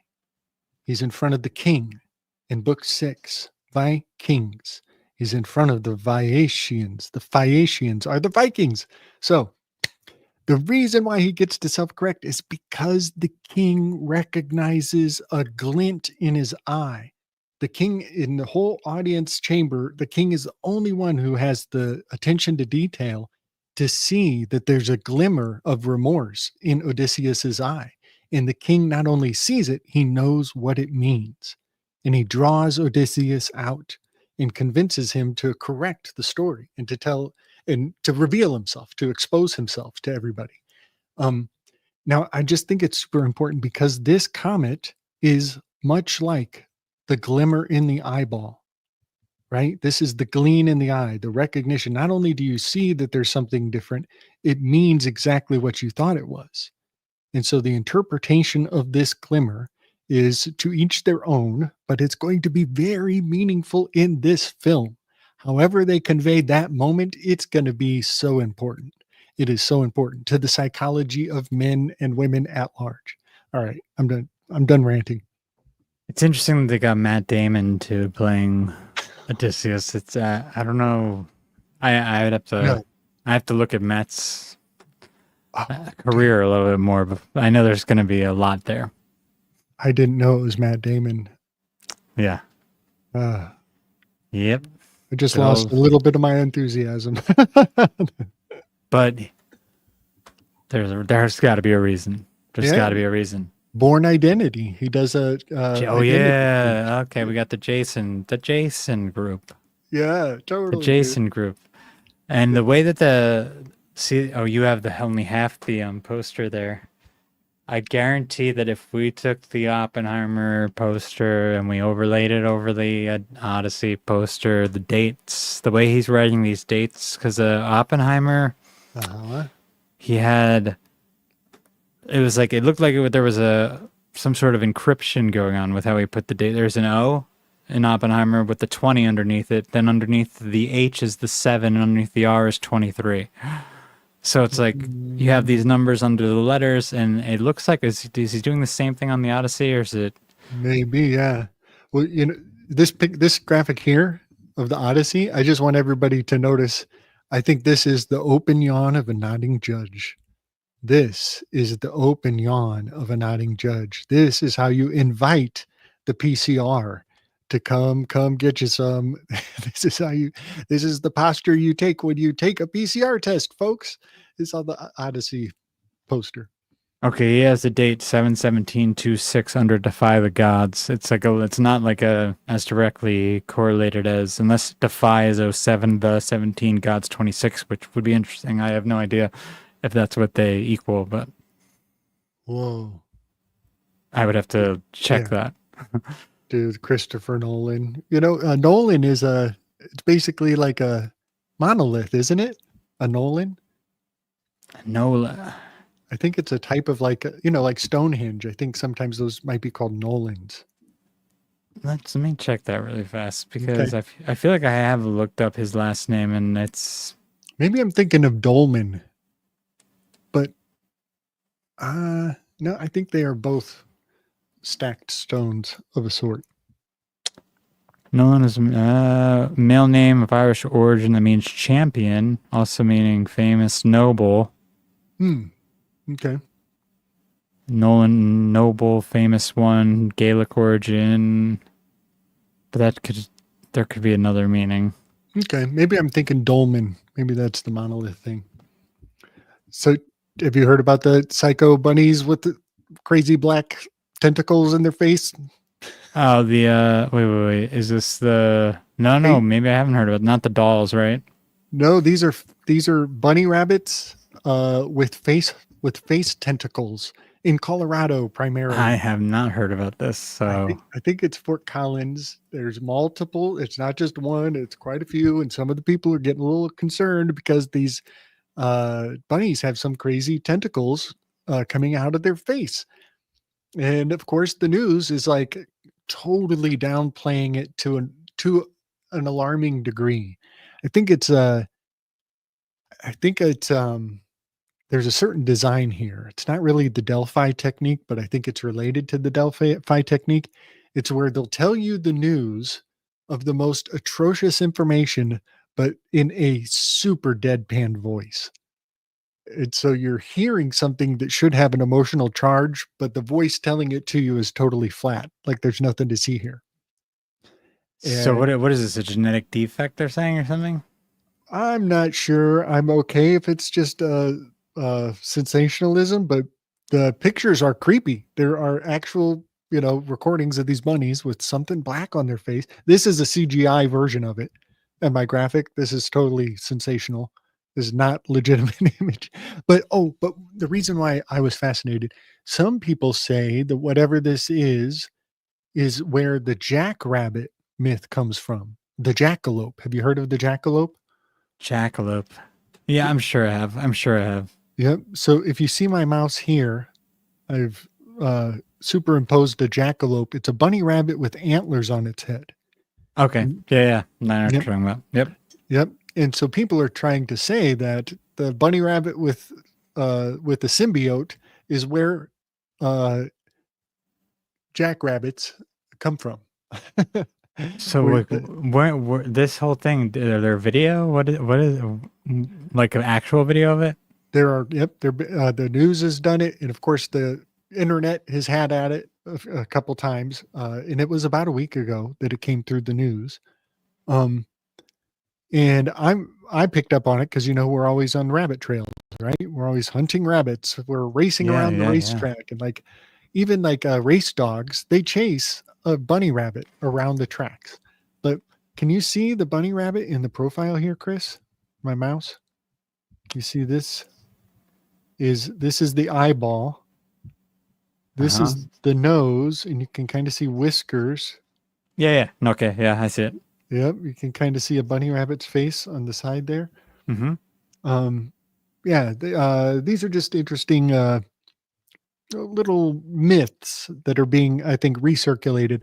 But the reason why the bunny rabbit with the tentacles out of its face, it reminds me of the type of unique genetic breed of rams that are grown on the Isle of Man.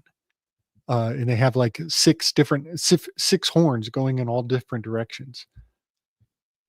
Have you ever seen those? No. Can you do you have a picture? I'm actually. Hold on. I might have one somewhere in here. It might come up. Let me see. I do have a picture. Let me see. From our last show we did. Let me pull it up. This is totally doable. Oh, wow. There's a lot of graphics in here I haven't shown you. And I could be lying. Actually, I might have seen it. Actually, now because I'm looking at the flag of the Isle of Man. There's also, there's a rabbit that's a rabbit flag or a rabbit symbol that's in the same exact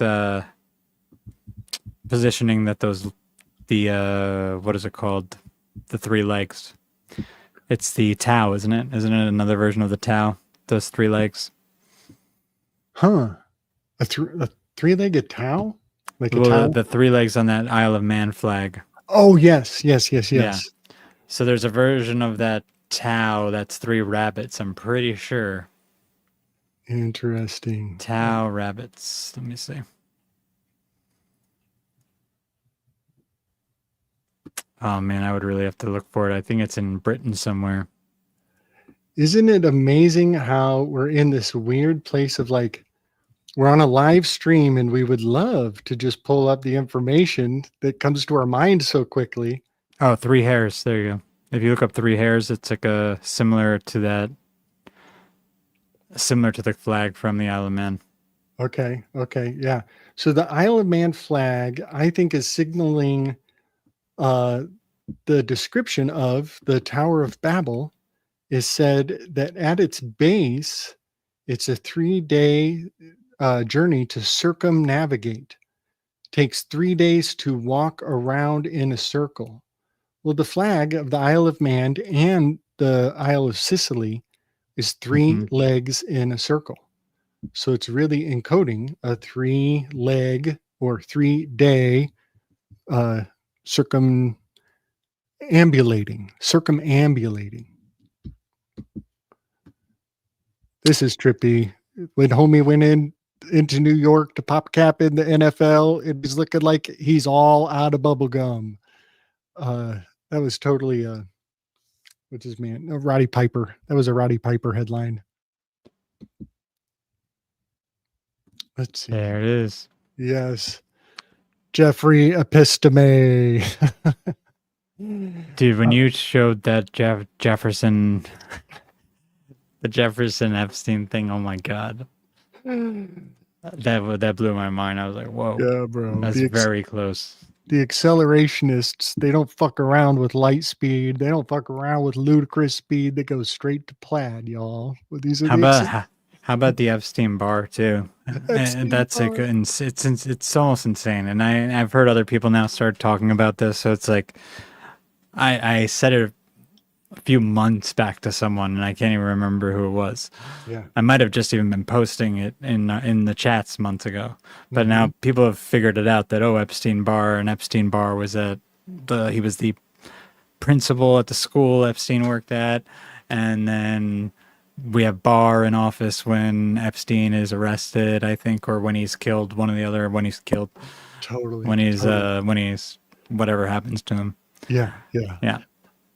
So one thing that gets me, I don't know, there's some satisfaction in the fact that the word episteme, it is intrinsically theoretical.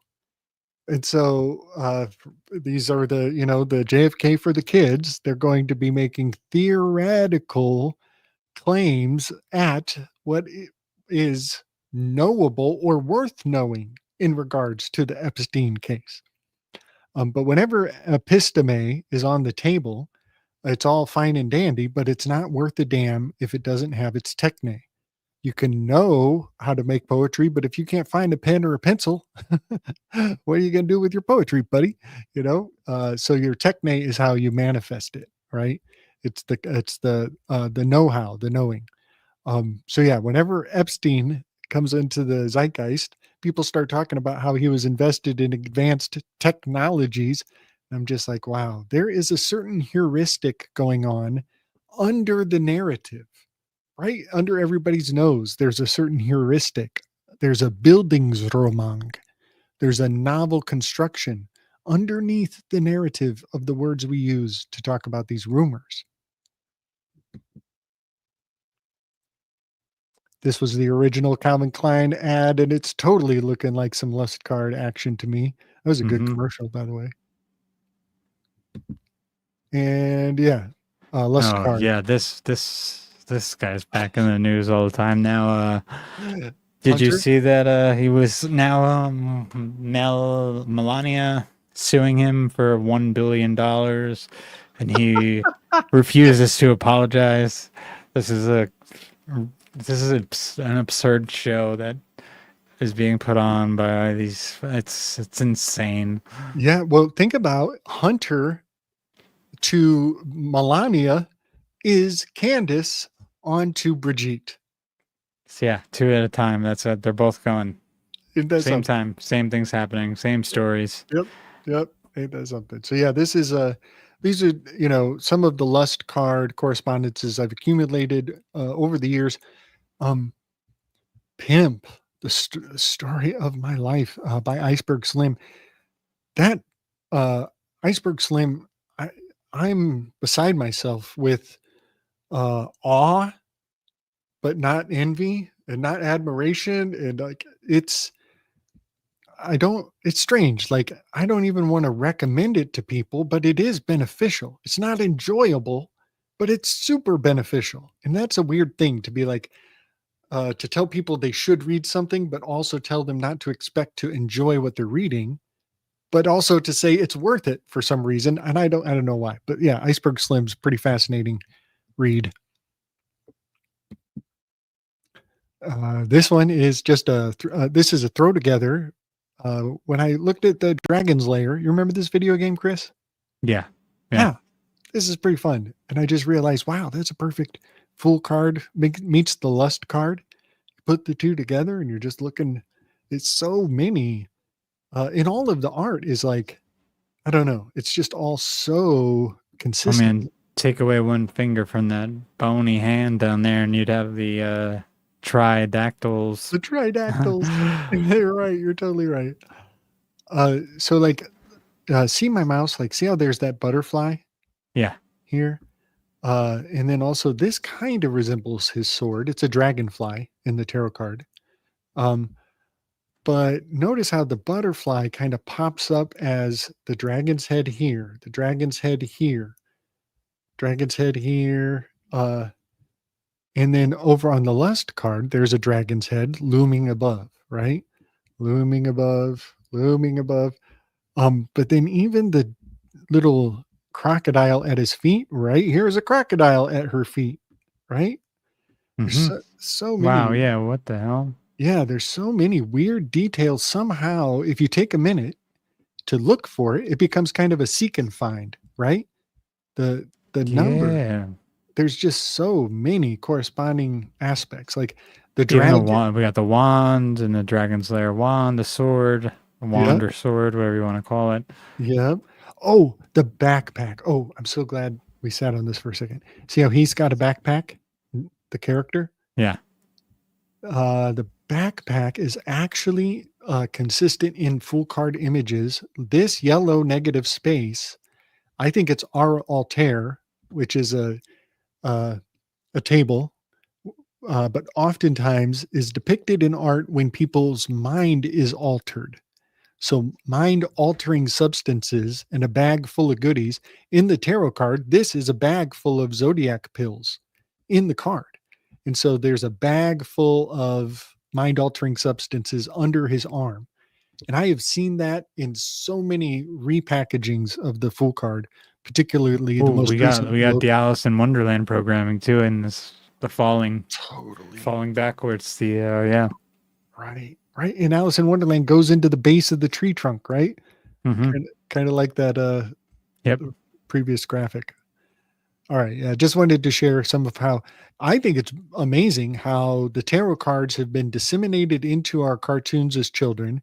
We consume them and how they can be unpacked into what we think is events on the world stage, but it's just the thing as children repackaged. This is a fascinating one. This is Jefferson Starship's album cover, Firefly. Do you remember this image? Does that look familiar, Chris? I need to see it bigger. Why do I feel like I do? What is that from? It's from Jefferson's Starship album, Firefly. But I think Dave Matthews picked it up and repackaged it in his career. This silvery dancing space character.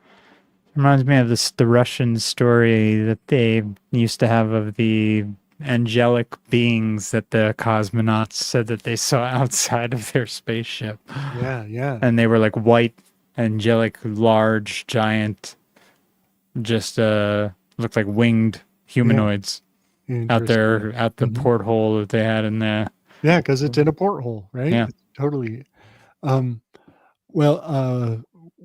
the Silver Surfer came on the scene, it reminded me very much of Jefferson's Starship, in kind of a nostalgic way. It made me think of albums I was too young to understand, And so, yeah, I just think it's fascinating that they can take imagery and icons from our parents' age, redress them, and serve them back up to pop culture. And now they're going to call it the Silver Surfer, you know? Yeah. Yeah. And I think that's how icons and idols and egregores, tulpas, how they can travel cross generationally. And that leads to a hyperstition, which is, the hype that brings uh, about things that are described. So yeah, this is Is that see VS? That VS is West, isn't one of the that's India trading companies? That's Victoria's Secret. Why do I feel like that's like the same symbol on the West, the Dutch India Trading Company? I don't know. Maybe that's something very similar. But then weird thing about hyperstition, it has an anagram. Hyperstition has an anagram in hyponitrite. Hyponitrite and hyperstition are anagrams. That's kind of weird. And when you're in the field of what hyperstition means and is used for, anagrams become even more important, I think. So Look- look at real fast. Yeah. Look at the flag for the Dutch West India Company, and then just split the W, and it's like, oh man, split the W, and then you just like, you take the G and put it underneath the C. And it's basically Victoria's Secret. It's exact. It would be exactly almost a little different because the G is going to be a little bit different, but it's just similar. I mean, the W is the same font as the V. Oh my gosh. Wow, Chris. Yeah, folks. That's how sigils work, y'all. Yeah, it's weird. Sigil.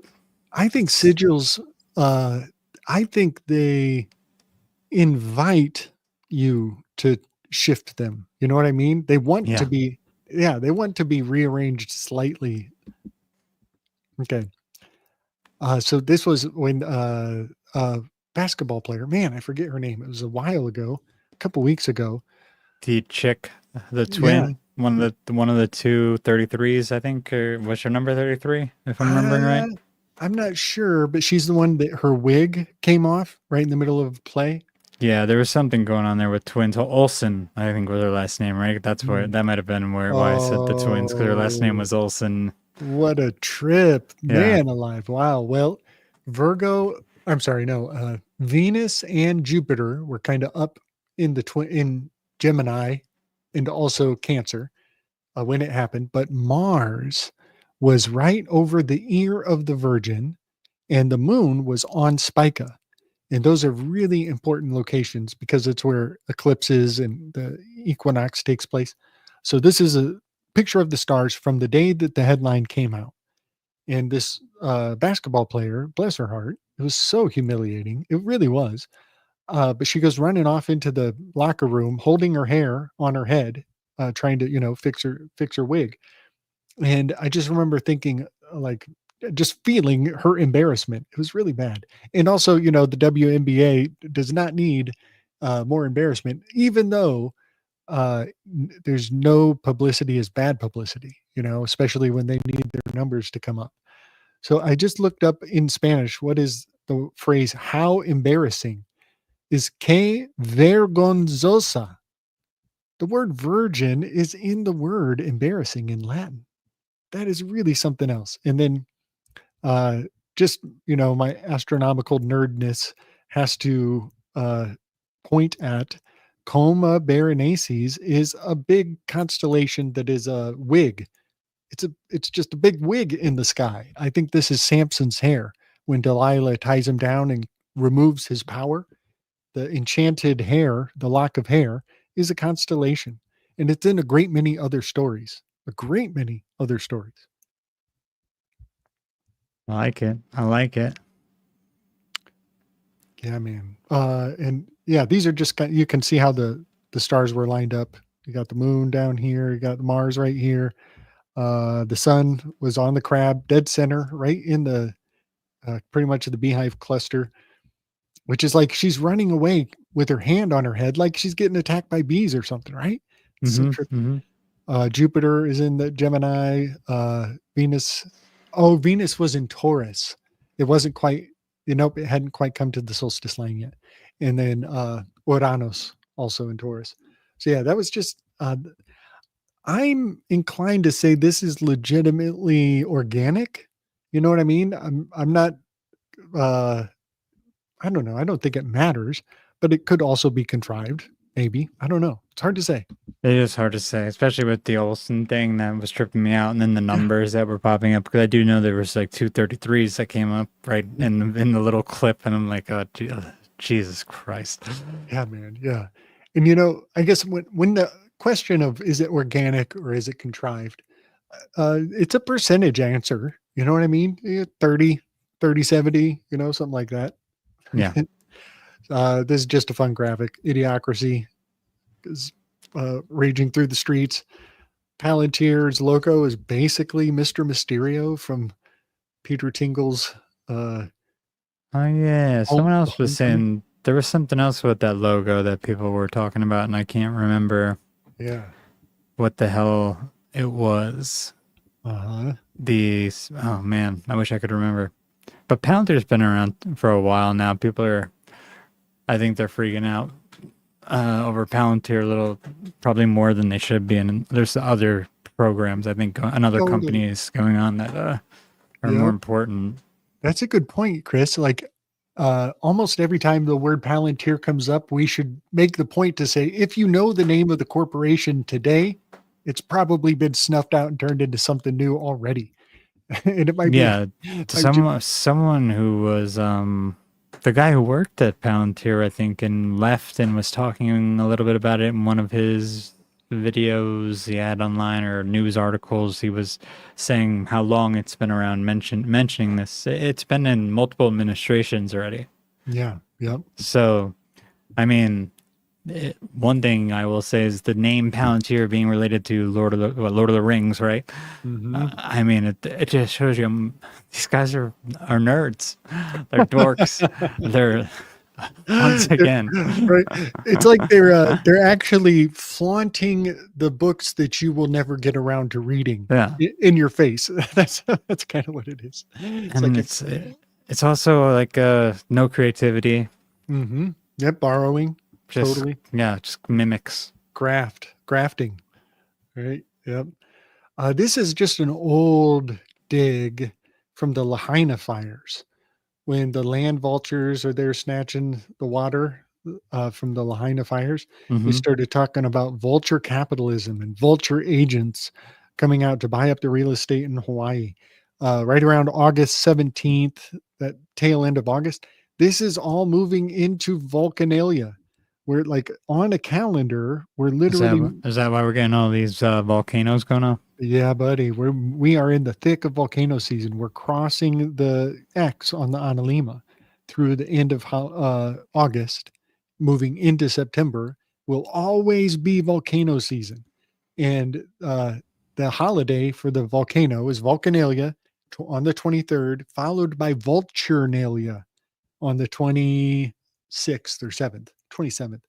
And it goes for 3 more days. So it's basically the entire last couple 10 days or so of August are all crossing the analemma. And they do it every year. It's kind of like the season of sacrifice, but inverted. It's not for the spring, it's going into the fall version. So with the analemma, did they ever talk about the analemma being an not the Ouroboros, the analemma being the shit. I just lost what's the symbol for meta again? Lemniscate? No, the meta are they actually just calling it? They're not calling it an analemma, they're calling it someone help. I think Ouroboros. An Ouroboros? Ouroboros. No, I thought there was another name. Let me see. In Portuguese, they call it the Oshbush. The Oshbush. Why did I just go blank? Someone help in the chat. God damn it. Lemniscate is all I can think of. What's the meta? What's the meta? It's a Lemmiscave? Is that what they're saying? That's what James said. Infinity symbol. No, I feel like there's another word for it, and now I just drew a blank, but Oh, I got nothing but because it'd be a 3-dimensional. It's driving me nuts. All right, okay. I got you. Hold on. I got Mobius. A Mobius strip. That's the analemma is a Mobius strip. Do they ever say this? Do they ever talk about this? Because that changes the way you're going to conceptualize it. You're so right. The Mobius strip is something else. But they're the same thing, because if you think about it, you're not looking at a 2D sky. So it is a Mobius strip. It is kind of a Mobius right? strip. Yeah, dude, that's something creepy about what you're saying there. I never really thought of the two. I always think of them separately, but because the Mobius strip has that twist, it puts a twist in it. So it's actually one-sided, you know? When you make a Mobius strip, if you twist it and connect it, there's no inside or outside all of the sudden. It's like it cancels the dichotomy of thinking that this strip has one side or another. It's like it's a self-canceling trite cliche.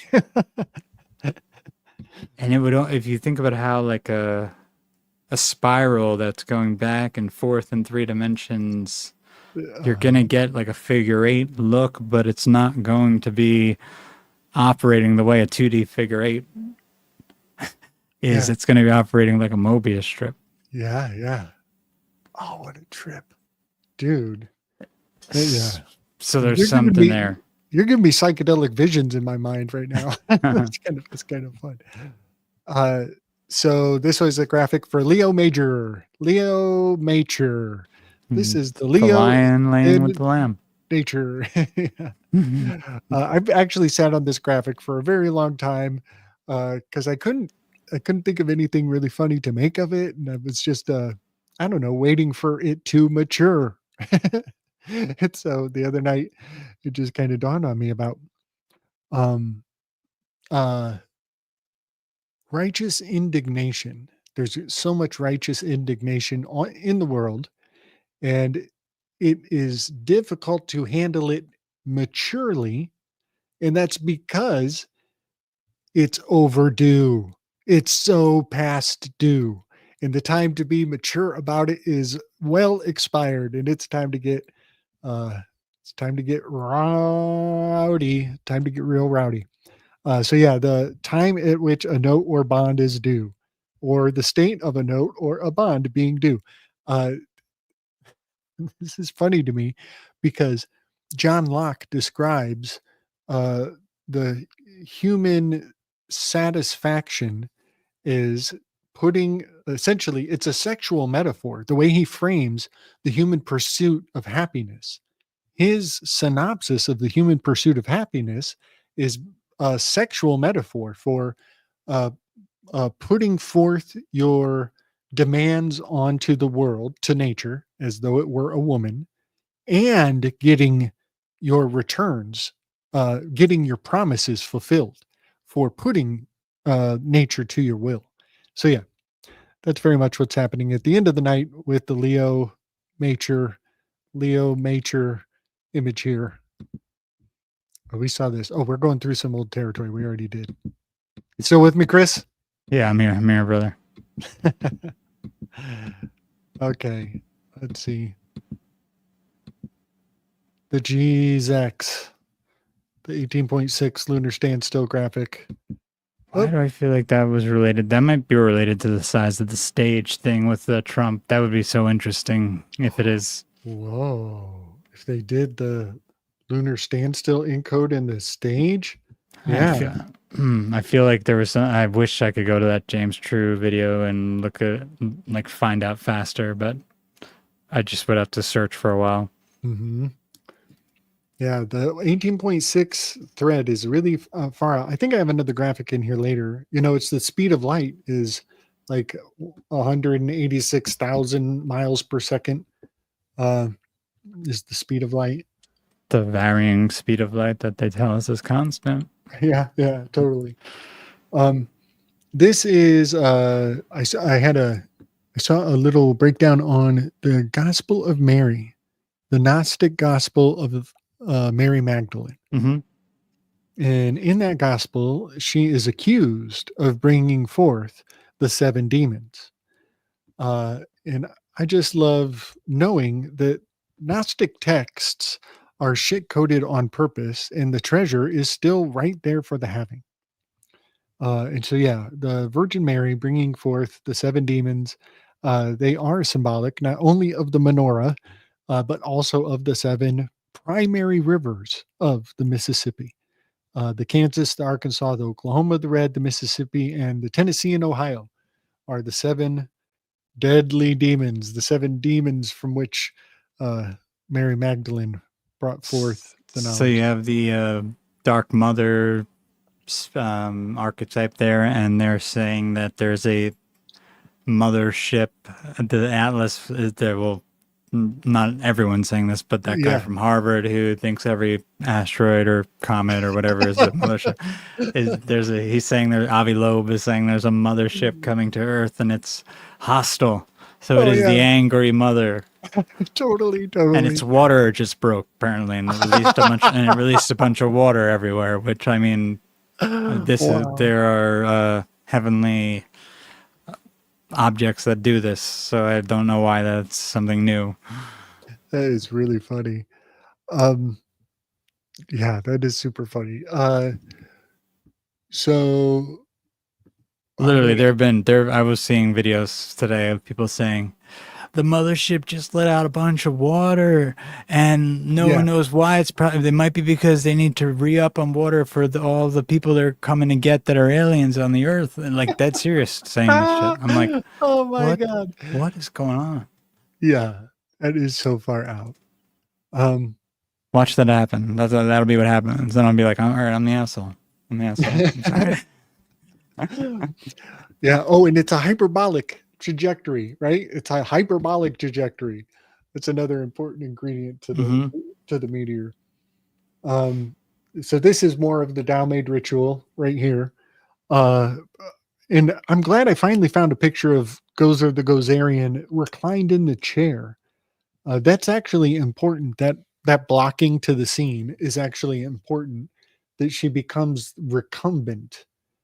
The recumbent is lying down, especially in a position of comfort or rest, reclining. This is in the position of Virgo. This is the ergonomic shape that Virgo takes. That's why it's the largest segment of the sky. It's a full 40-degree segment in sidereal. Because it's sprawled out. And then recompense we're kind of twilighting the word recumbent, right? To reward, compensation for, to render as equivalent to, for service, loss, etc., to requite, to remunerate, to compensate. I'm thinking of recompense. Is there something about equity here? Right? Real will compensate. Yeah. To like, to render an equivalent to. Like something about, I think about some people hear the equity, and in their ears, they think of like crabs in a bucket. That like, oh yeah, everything can be equal as long as we sweep the legs on every damn buddy. We cut off everybody's legs, and we'll all be handicapped equally. That's kind of what I think is happening here, maybe between the lines with render and equivalent to. And I was gonna say, do you remember that that like lateral map that we looked at that one time, and they had the Latin, I think it was what was it, midday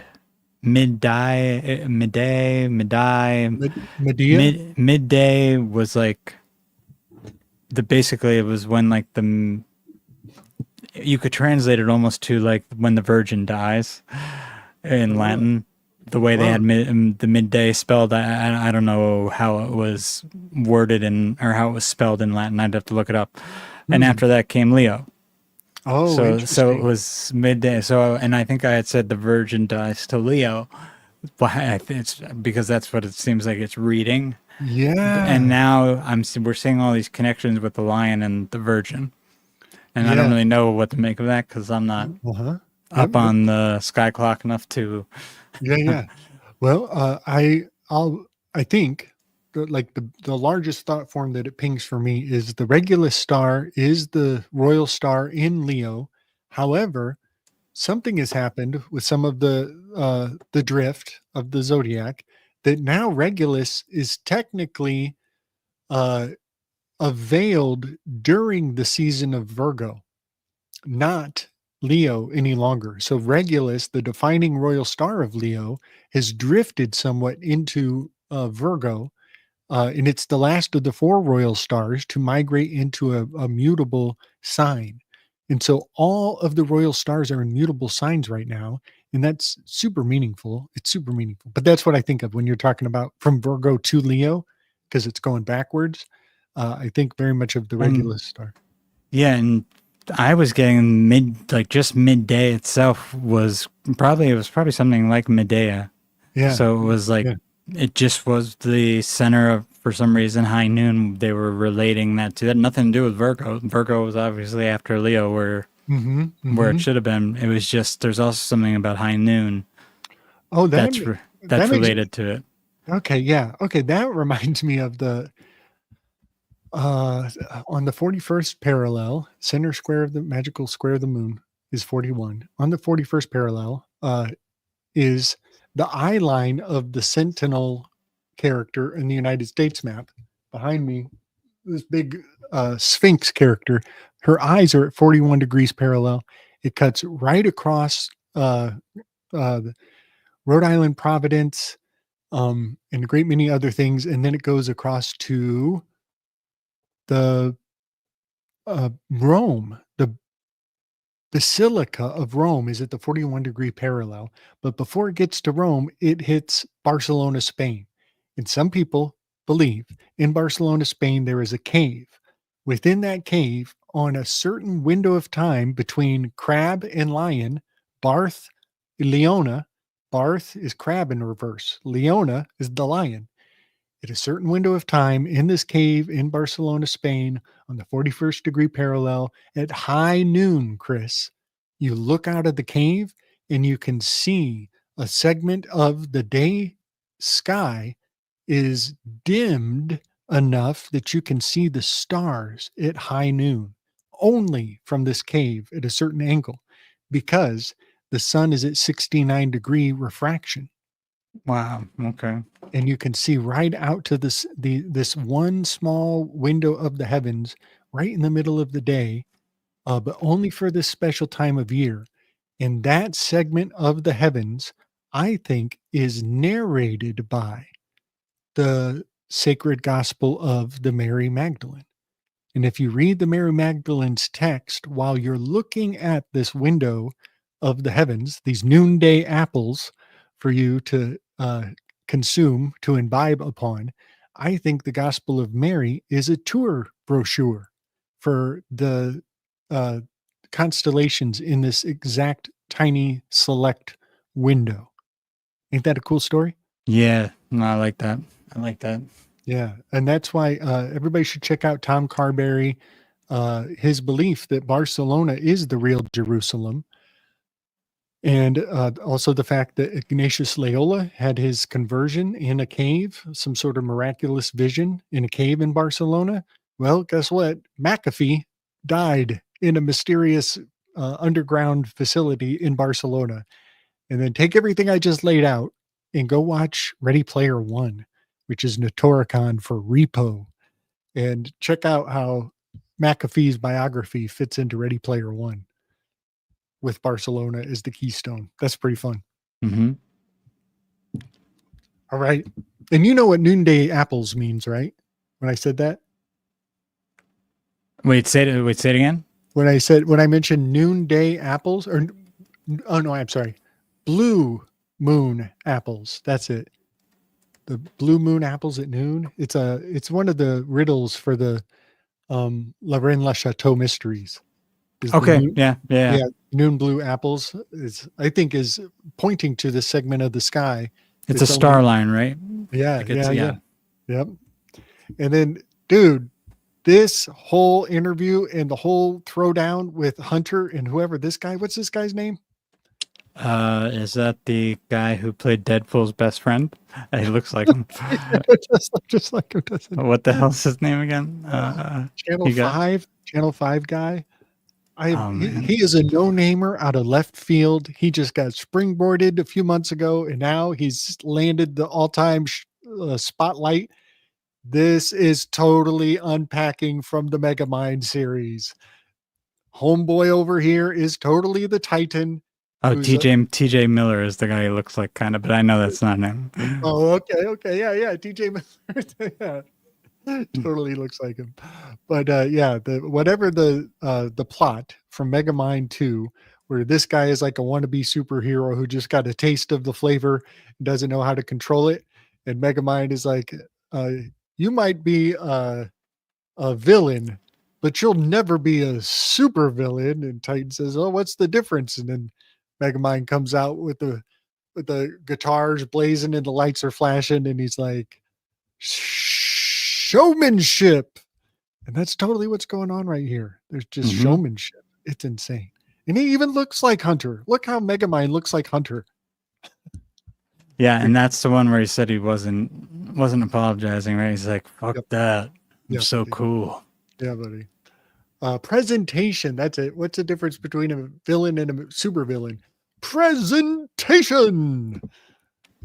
And then here's this is fun. Katsushika Hokusai's 36 portraits of Fuji. I just ponder if this arrangement of his paintings are standard, that they should be in this order, then if I correspond it to a 6x6 magical square of the sun, my favorite painting right here is on the corresponding 16 square. That's pretty neat. And I just wonder if there's something that could be sussed out with all that. That just seems fun. And here we go. Dude. Rudy Huxtable? Really? Rudy Huxtable? Come on, man. Rudy, don't mess with Rudy, y'all. Don't mess with Rudy. She's sacred. She's like a sacred artifact of our culture. But I really do believe that she has been cultivated to fulfill a powerful icon on the world stage. Candace Owens right here. And also, I think what's this actress's name? I always forget her name. Who played the Valkyrie? I have no idea, but I remember you showed me her from MIB, right?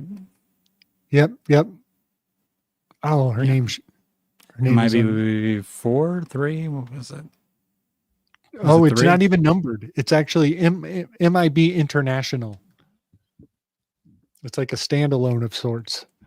But she's a new recruit to the Men in Black. She knows all the inside secrets. Tessa Thompson.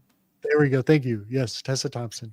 Yeah, I think her character, her acting career is fueling our emotional, sympathetic resonance to old Dancing Cows, Candace Owens. And also because, right, Rudy, Candace is benefiting from being tactfully rude, right? He who dares not offend cannot be honest. Well, that was Rudy's whole thing. She would walk into a room and be the only person who could speak directly to what's going on, you know? So it's like Candace Owens is rude about the hoaxes. So she's going to flip the tables on the hoax. That's my no, absolutely. Yeah. Did you see that the Congress went to the Wailing Wall? Did you see that headline last week?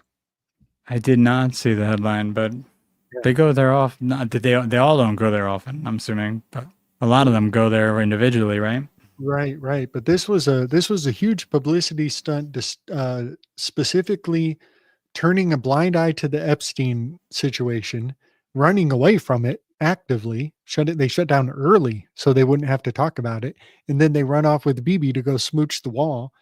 And at the same time that the Congress runs off to smooch on the wall, Texas has a micro derivative of the same thing happening. The Texas Democrats went running to Illinois to hide out. Well, guess what the word Illinois in reverse is? Zion Ely, the Zion Hill. The Democrats ran to Zion Hilly to hide out to avoid the subject, and the Congress went to Jerusalem, to the Now, Zion Hill. do you remember the last time the Democrats from Texas ran away from a vote? It happened, I think, something with the migrants, but I can't remember where the hell they went. I wish I knew. They got on a plane and went somewhere. Interesting. Was it when Willie Nelson sent him a crate of whiskey and bandanas? I can't, dude. I think can't remember that at all. might have been it. They were holding up in a cabin, and Willie Nelson sent them a bunch of Southern Comfort and red bandanas while they're holding out. I think I feel like didn't they go like on a vacation almost? It was like they went somewhere out of Jekyll Island, like out of a country, or like either Mexico, or they went Bahamas. I don't know. Maybe I'm totally off on that, but they went somewhere. They took a plane somewhere. Maybe they went to New York. Isn't it funny that the news doesn't call it a ritual? You know, when they when they keep doing the same things over and over again. Right. When it's a maneuver, you know, they should at least acknowledge that it's ritualistic. This is a weird one. This was what was this? On the 11th. The debate between Pam Bondi and Maduro from Venezuela. I did not see that either. This was early effort to just get anything in the news to change the subject from Epstein, you know. But Pam Bondi and Maduro were beefing, and it was just fascinating because the gas giant Jupiter and Venus were aligned at the time that they were beefing. And so while he represents Venezuela, he would be the gas giant Jupiter. She would totally be Venus. She's such a blondie, whatever, bombshell wannabe. It's a repeat of the graphic, but I put the stormtroopers in there fighting the drones. Mm-hmm, mm-hmm. Let's see. These are our retrogrades. Oh, the blob. Doggone it. Oh, that blob that's not getting there for like however many hundreds of years or 90 years, whatever it is. Yeah, they tell you at the very end. Let's see. They keep talking about it too. I don't get it. Yeah, this is totally blob Dobbs of the Discordians. But there's something I think the blob comes out to in mockery of what is it when they black out articles or redactions. The blob is a redaction joke. But yeah, I totally just had to put a big bob on the horizon, and millions of years will arrive in New York. Kind of reminds me of Baseballs, or no, Ghostbusters. Did anyone look at the movie The Blob? Oh no, I didn't look at it. I watched that a long time ago, though. About an alien. So here's more alien stuff. Pennsylvania. Talk about Lover's Lane in there. There's a doctor, Dr. Helen, Dr. Hal, Dr. Helen, Dr. What year was The Blob? 1958. Steve McQueen. Whoa. Stephen McQueen, starring Stephen McQueen. Yeah, directed by Irvin S. Yeaworth Jr. I don't know who that is. Okay. But it's But the film concerns a carnivorous amobodial alien that crashes to Earth from outer space inside a meteorite. And there it is. There it is. So this is all part of the Atlas thing too. Yeah, buddy. Yep. Yeah. So you remember the basketball player that her wig came off? Yeah. And then Uh, this one fell, right? and then Elizabeth Warren takes a nasty spill on the Senate floor, and her body position. This is so Virgo'd up. This is so Virgo. Like there's even a big blocky box podium in her hips. That's even more the shape of Virgo. But again, with vergonzosa means embarrassing. And Mars was at the ear of the Virgin, and the moon was at her hips. Yeah, very interesting. Yeah. And again, like I'm going to just between is it contrived or is it natural? I'm just going to answer some percentage in between. Yeah, You know? definitely that one for sure. I don't know if Yes. that could just have happened. Yep. And they were like, oh, maybe in the news they play it on purpose afterwards, but Right. she looks like she falls quite often on it. No, not that, it's not funny if it's not her. Right. But, Totally. So this was 723. This is actually an older graphic. This is kind of before this is quite a while back. But we had the three deaths, the three wise men, so to say.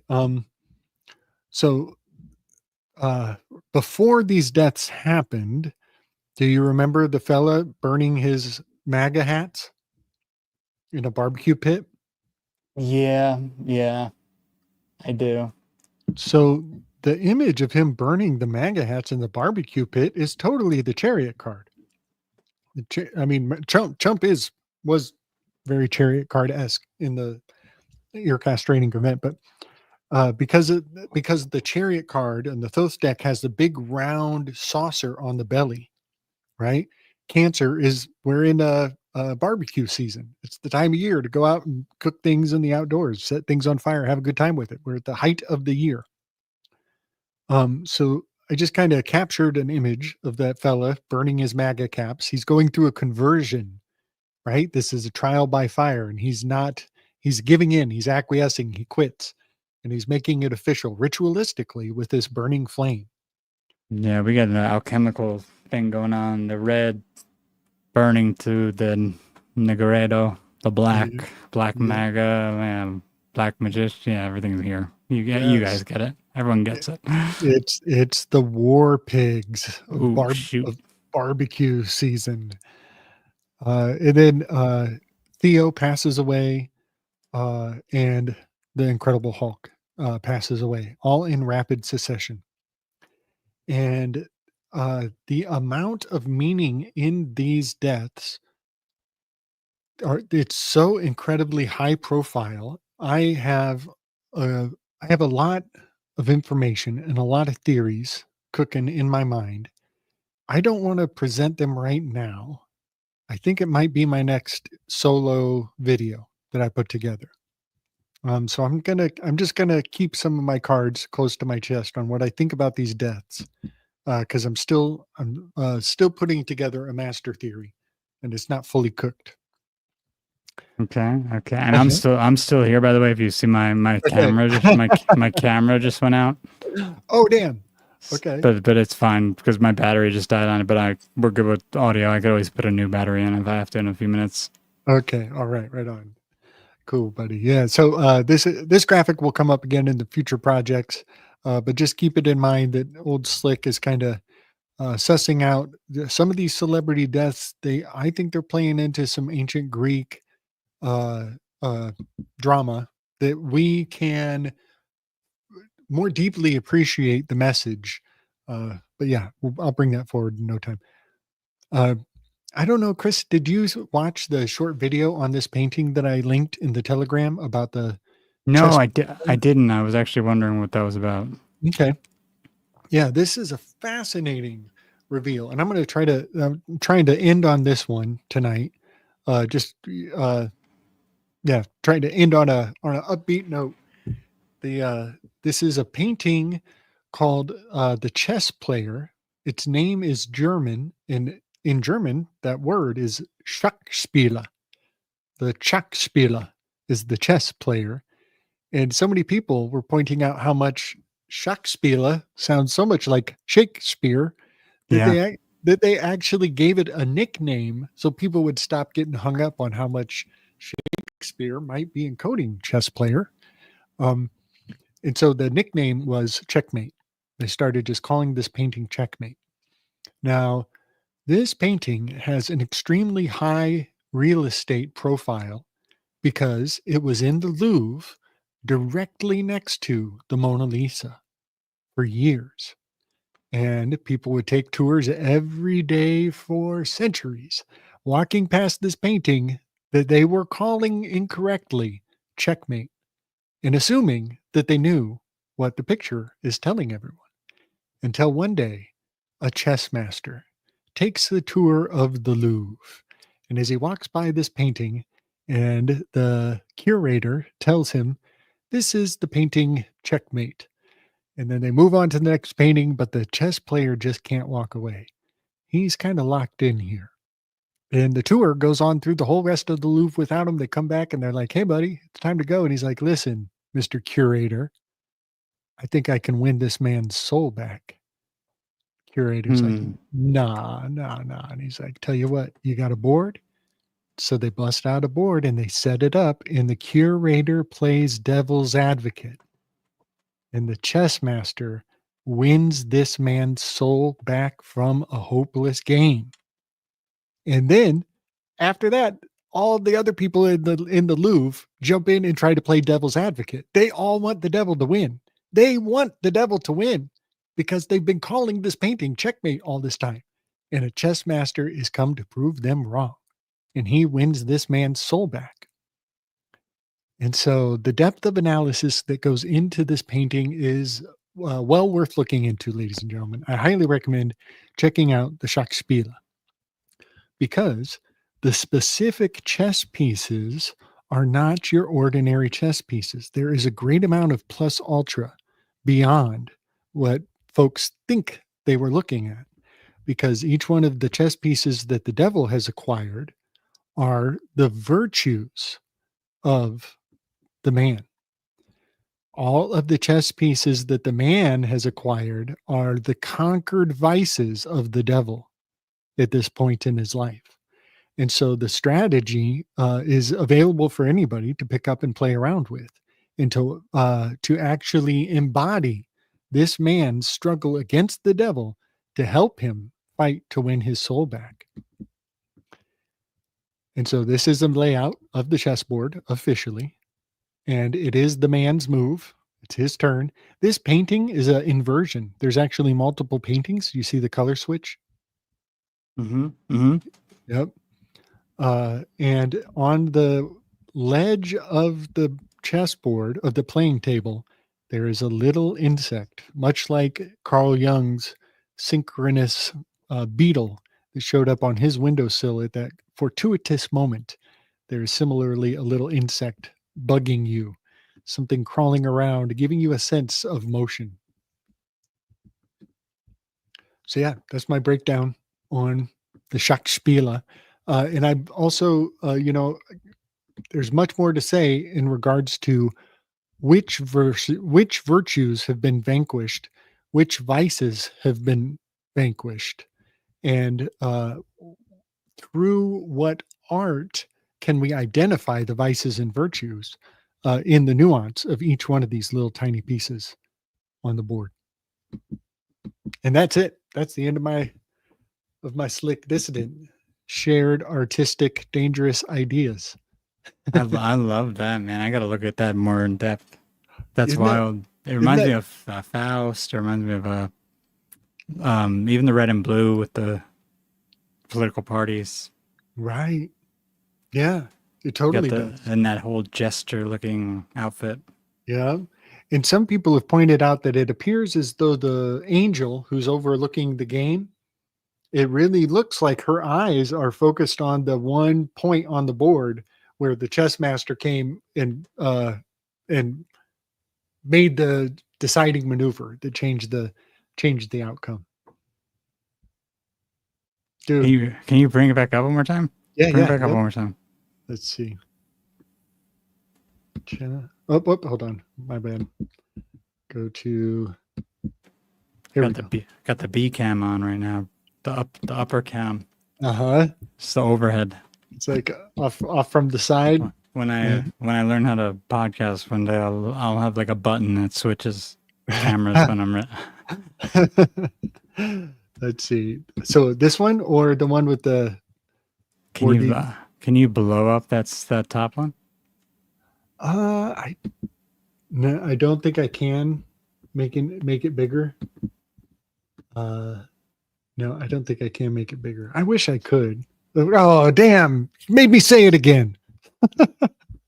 I thought I would never say that again. Wish I could. That's I funny. wish I could make it bigger. Oh God. But yeah, that's about as big as the screen is going to allow. I see it though with Angel. Oh, you got the two pillars even behind them almost, yeah? Yeah, very high priestess like the layout of the room. Yeah. Yeah. Mm-hmm. And there's something a in the front too, right? Yeah. Yeah, there's like the what do they call that? The triple arches, the triptych arch here. Yeah. And it may not be triptych. We both could be making that up. I think that's right. I think it is triptych. Yeah. Isn't that fun? So the devil, they say, is looking directly at him, which indicates that the devil's not concerned about the game. The devil is already assumes the game is won. So he's looking at the man. Unless he's just, or is he just concerned that the guy's playing? He only cares that he's playing. He doesn't even care. Yeah. He's concerned that he stays concerned. Yeah. And then they also say that her eyes are indicating whatever the key move is. To help him out. Yeah, to help him. What's she doing with her hands? Just kind of holding them together. Like you can kind of see she's like twiddling thumbs. Yeah. Almost right here, right? And these pieces are very ornate. They are so weird. Like the king is in the corner. He's castled and lost the castle. But the king has a huge belly. The king looks pregnant, which is kind of weird. It reminds me of how everything that we've been going through for the past. Yeah, the anal homunculus of a seahorse. Did you put this in our chat? I'm gonna have to look at this. Yeah, like up close so I could look at the details. I'm trying to find it, but it's probably farther back. Yeah. I'll send you another link of it. And another thing is like I am guessing on the chess pieces as to an Enneagram correspondence. This is a guess. A lot of people would probably say the pawn should not be number 9.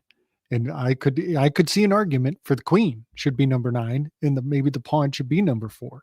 So I'm open to being slightly inaccurate in some of these reads, but it is fun to contemplate how the chessboard can articulate an Enneagram.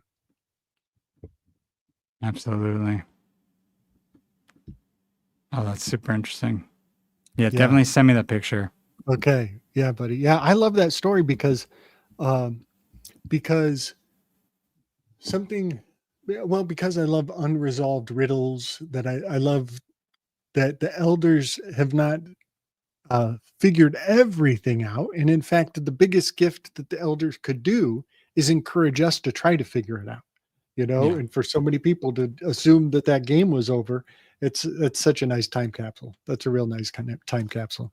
Oh, where there's that stupid movie with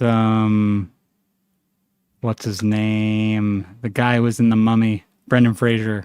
Oh yeah, where the god is like he's a African American dude in prison.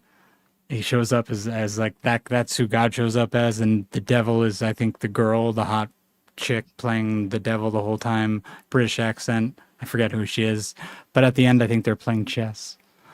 Oh whoa! Kind of just like they're playing chess and talking like they're friends. Yeah. So it's interesting. Kind of like even in the Matrix, even same type of thing with the architect. Aren't they? They're sitting together. I don't know if they're playing chess. I can't remember. I kind of feel like they were. Were they playing chess? I can't remember. It's like I don't know. it's been too long. Yeah, yeah. Well, the opening video that we tried to play in the very beginning with the AI midwife cyber womb that you're supposed to inject for yourself. When I watched that video, the first thing I thought was checkmate. And think of all the entendres of checkmate, Mm-hmm. right? Mm-hmm. Yeah, man. Yeah. Pretty far out stuff. Absolutely. And, even the word end times, this is funny. The word end times, let me think. End times, you can rearrange the word end times to almost spell anti-Semite. End times and anti-Semite are almost they're like strangely correspondent, man. Those Millerites, they just keep coming around. Yeah, dude. Oh Yeah, man. buddy. So let's do another one soon. I'm 100% down.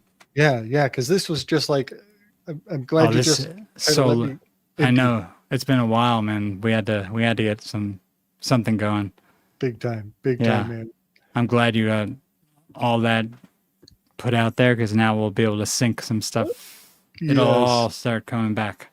Totally. Thank you so much for joining, everybody. Yeah. I see Green Eyed Crow. Green Eyed Crow made it. Big love.